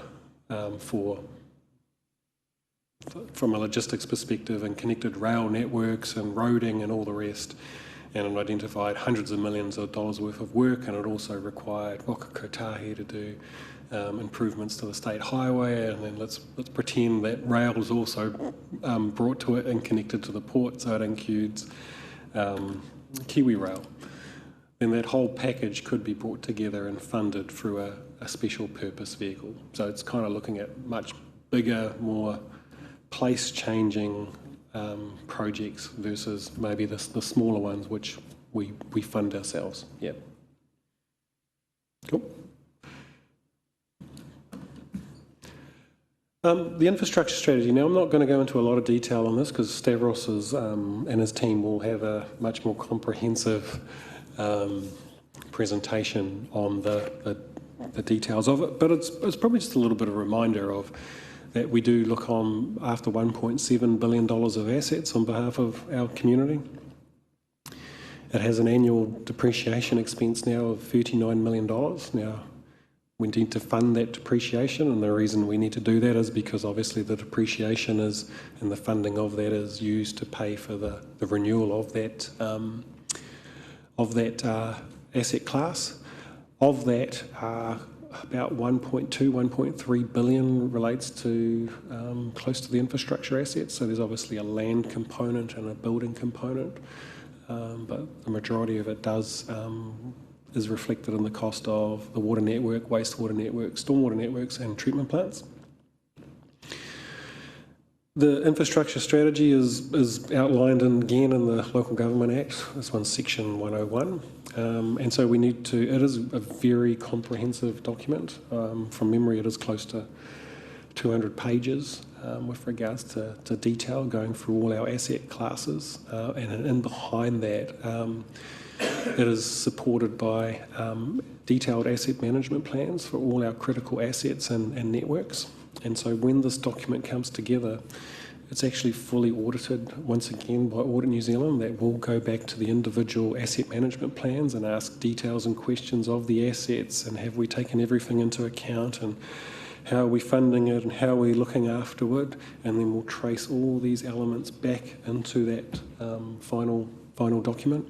And so what it does need to take into account is, are we replacing our existing assets? Are we responding to growth? Are we allowing for planned increases or decreases in levels of service? So if we've got a growing population, are we increasing our network? If we've got a declining population, or maybe you're choosing to retreat, are we doing that? and resilience as well. And there's a big focus there on climate and natural hazards, in particular in light of what's happened over the last year across New Zealand. And we'll need to be very clear within that document around the condition of our assets, and you would have heard my colleague Stavros talking about that every opportunity he can with regards to reminding us of the need to invest and look after our infrastructure and the condition of our assets and where the risks sit. The integration and consistency of our financial strategy with our infrastructure strategy and making sure the two are, I guess, glove in hand. And that we're also demonstrating the link between assets and our services. So we don't have assets for the sake of having assets. Those assets exist to deliver a purpose, and so therefore demonstrating what that link is. And so that's probably one of the largest components of our long-term plan. It has significant investment, and it also has not only in capital investment, but also an ongoing operational component as well. And then probably lastly is significant forecasting assumptions, and what are some of those things that we had. So I think, as I said, the LTP is a set of prospective financial statements, but also a document that talks about what we plan to do and how to do it in the next 10 years. And so the assumptions itself provides a rationale to explain how those have been put together. And inevitably, when we differ from the LTP, because we will, because it's based on a snapshot of what we think will happen, the world always changes. We can always go back to the underlying assumptions and understand, therefore, the differences of why there is a difference there, and how we manage the risk of that. And just a sample of the assumptions that we do have. So inflation, we don't make that up ourselves. That comes from Burl, our providers for inflationary data, so a bunch of economists that are quite qualified on that.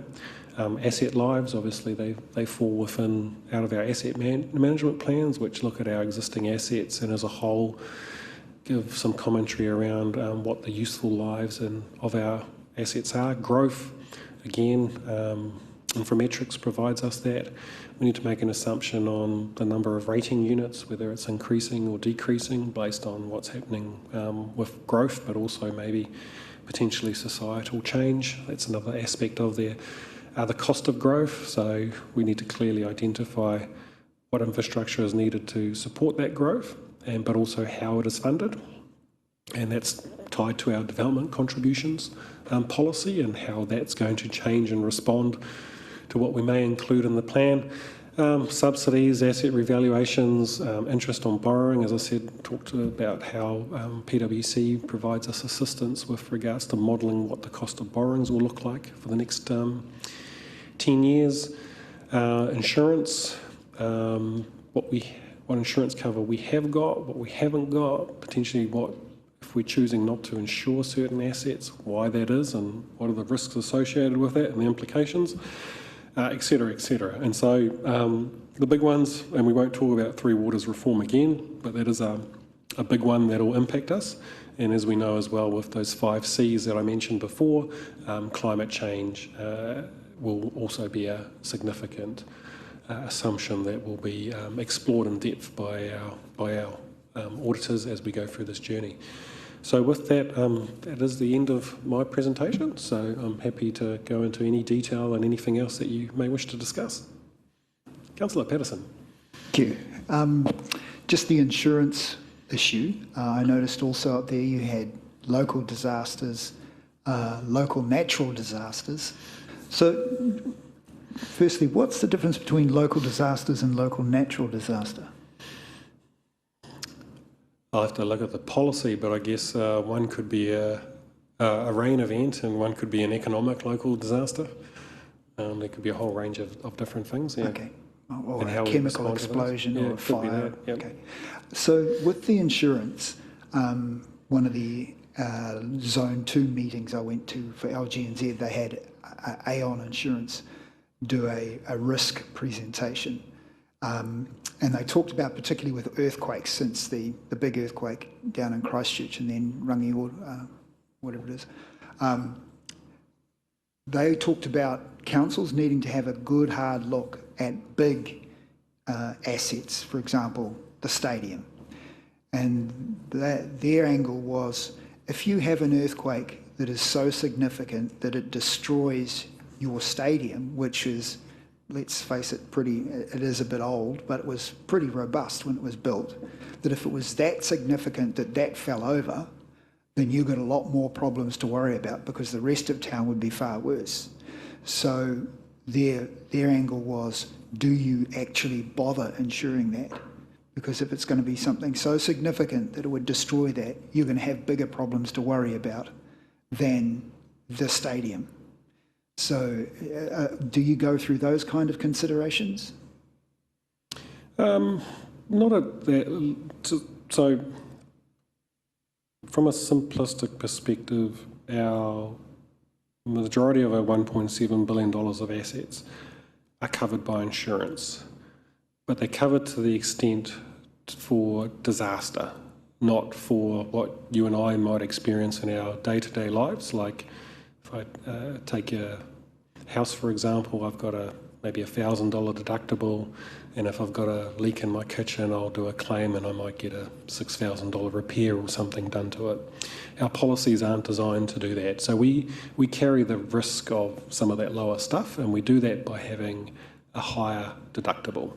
And so what we are covered for is probably more at that worse end of a significant disaster, that we will receive adequate compensation to rebuild components and elements of our network. We have got a paper going to Audit and Risk, I think in a couple of weeks, on our insurance cover, and so that's probably something that the Insurance and Risk Committee can explore as to whether there is an appetite to not insure some of those assets. I think in this case, though, and what we are doing is we're actually doing an exercise of what would the savings be if we didn't insure all assets below $100,000 as an example, and what would the savings in our premium be. And we can share that when we have that around understanding what the pros and cons of it are. You've just got to prepare yourselves that if you do make those decisions to not insure that asset, and the stadium is a good example, if you have a fire at the stadium and you have damage to a third of it, you also don't have any cover then either. And so while it's fine to say on one element, why insure that? Because if you have a natural disaster and that stadium collapses, you've got bigger problems. 100% will have bigger problems. But we also need to insure for the fact that what if an arsonist came there and lit it on fire, and then all of a sudden I'm sitting here in front of the council and going, and we made a decision not to insure it because we felt that if there was a massive disaster, we wouldn't be worried about the stadium. You know, and that's what you have to balance between the two. Thank you, well said. Yeah. Hey, Thomas, kia ora. Just wondering, so it seems to me, from a process point of view of this LTP thing, where would these things fit in? Towards the end of after we go through stuff with UNA, the infrastructure corridor, everything like that, and we make those decisions, what our priorities are, I'm picking you'd be sort of at the end of that type of corridor, because that's when the money really comes into it. Am I correct? Involved during it, but really coming towards the end of it with regards to showing to you the financial impacts of those decisions or what you'd like to consult on. Yep. So, but we will, the team actively work during this period as well. So we, as I said, from a financial perspective, we take this current year's budget as year zero, and we'll extrapolate that out 10 years. From our operational perspective, we'll have a look and adjust things that we know will be required from a contractual obligation, or the timing of election costs and all those sorts of aspects of it. We'll also reflect any decisions that the council has already previously been made into the future. We'll finalise the infrastructure strategy, and out of that will fall the asset renewals in particular, infrastructure to support growth, levels of service improvements, and that will go into the model. And then at the end of all that, we'll talk to you about the implications of that and how we could respond and what you would like to do. But you will have an opportunity, as all these elements come together, to give us direction on where you'd like, if you'd like things different, or making sure that it is reflective of the things that you want to do. Okay, So this is your process. It's just, I think there's a recognition that you'll probably touch on 10% of all the work that gets done, but that doesn't mean that this is all the stuff that will happen behind. If you wish, it will come to you at appropriate times, and you will be able to deep dive and make sure as well that some of your other discussions are reflected in some of these key elements as we go forward.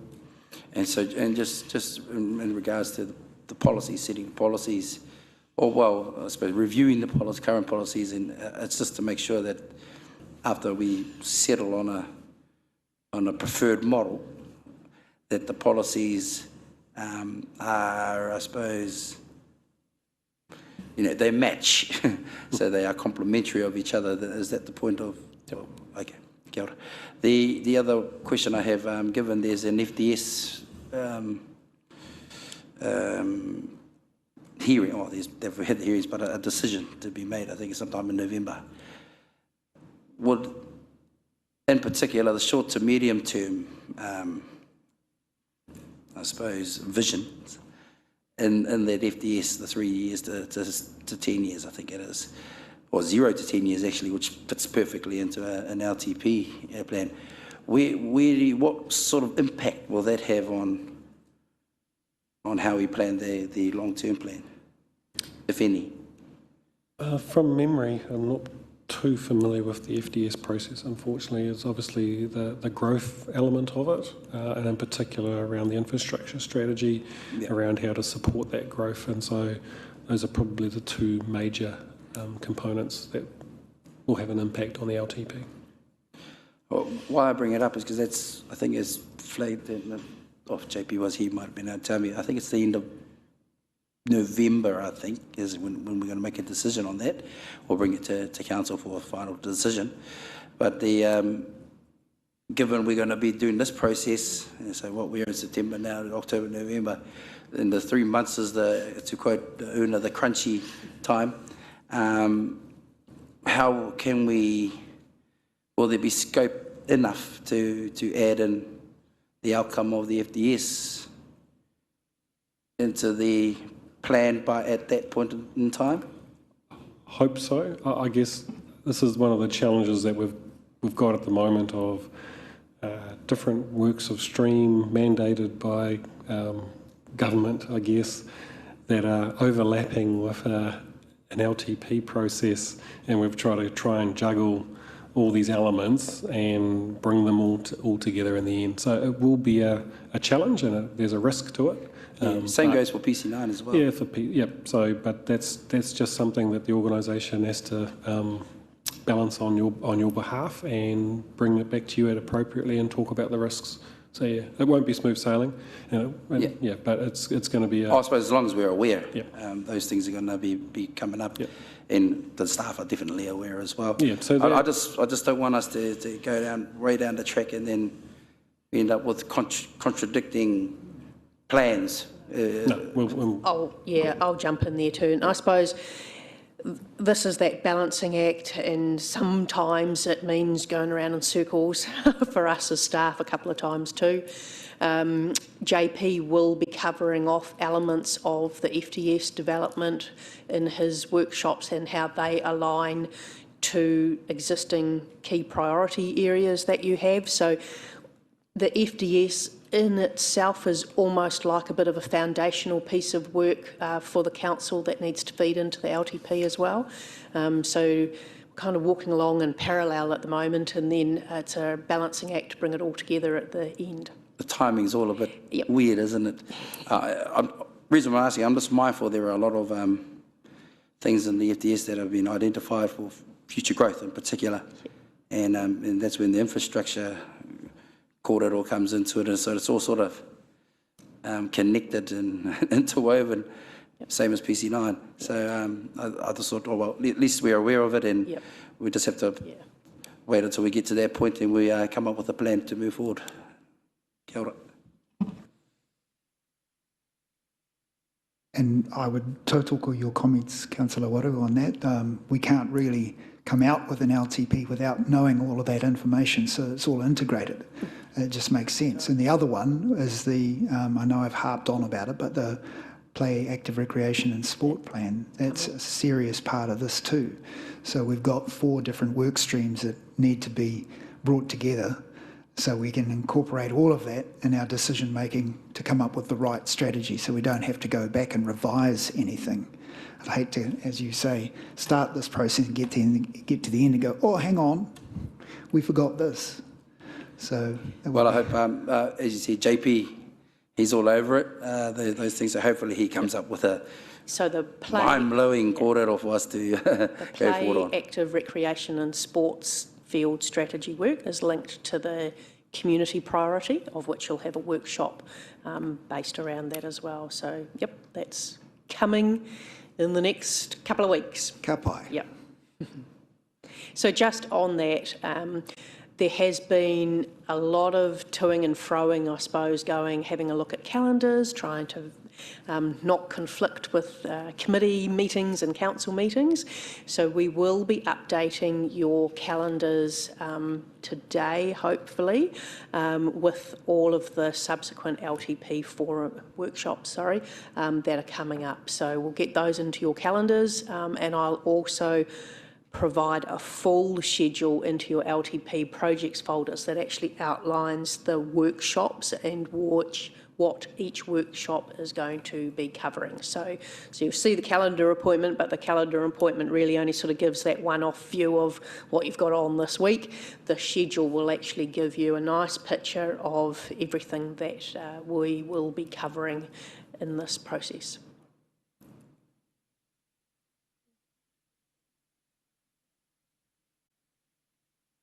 One more question, sorry, I forgot to ask in my little rant. And I know you spoke about inflation. So, obviously when we put the things, well, not obviously, that's what I'm asking, when you're doing your assumptions and everything, you're taking all that into consideration too, eh? I think yes, we do, yes. Thank you. Sorry, I just was confirming in my mind. I think what you'll see is, especially with all of these significant forecasting assumptions, yes, at the end of it, we will provide a schedule, and you'll see that in the final LTP document that lists out all of the significant forecasting assumptions. But the way we'll actually kind of chunk this down, I suppose, or bite it off, is that there'll be certain aspects of those assumptions that need to play into looking at your priority areas and then how those priority areas are going to be delivered. So we'll be able to sort of address them in that way. You'll see them sort of at a individual level, and then at the end of the process we'll bring it all together into signing off a full set of assumptions. So, and I might just give a little heads up in that given we've spoken a couple of times around a number of committee well, actually it'll be council decisions that are required in signing off elements of the LTP before going out for consultation and before signing that LTP, I'm already picking that we may need to have a council meeting towards the end of January and possibly even an additional one in early February, just to get to a point where we're not fighting that sort of February, March deadline too much. So where in the past we've been able to reconvene sort of the new year in terms of decision making in that until sort of a February round, there's likely to be a January round this time round, just to get through all of the decisions that we need you to make. The review cycle, that's every 3 years, is that correct? Correct, yes. Yeah. Cool. Thank you, Thomas, and thank you, Una. Well, thank you very much. So that concludes our session today. Obviously, the first 101 session, so hopefully you leave today feeling a lot more confident on what our role is, but also some of the technicalities and the processes that we must work through in order to develop this long-term plan. Look, it's really pleasing that these are now being recorded, live streamed. I have also had an apology from Lani that she wasn't able to make it back in time. She will check in on the live stream.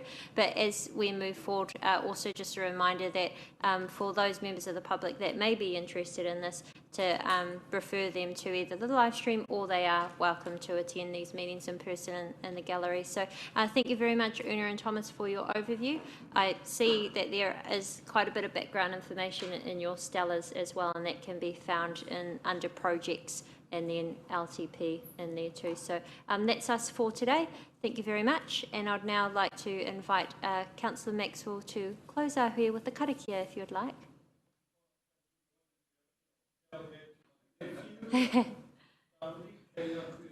Kia ora ko, māku tātou karakia. Kia ingoe tātou. E hono re he korore ki te atua e mau ngā rongo ki te whenua he whakaaro pai ki ngā tāngata katoa amini. Hanga maira e te atua he ngā kauhau ki roto ki tēnā o mātou. Arahitia mana ki te amai mātou roti a mātou mahi katoa.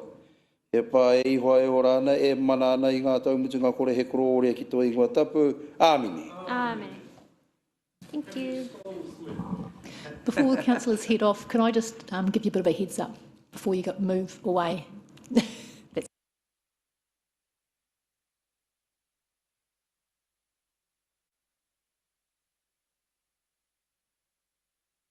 We're the party at.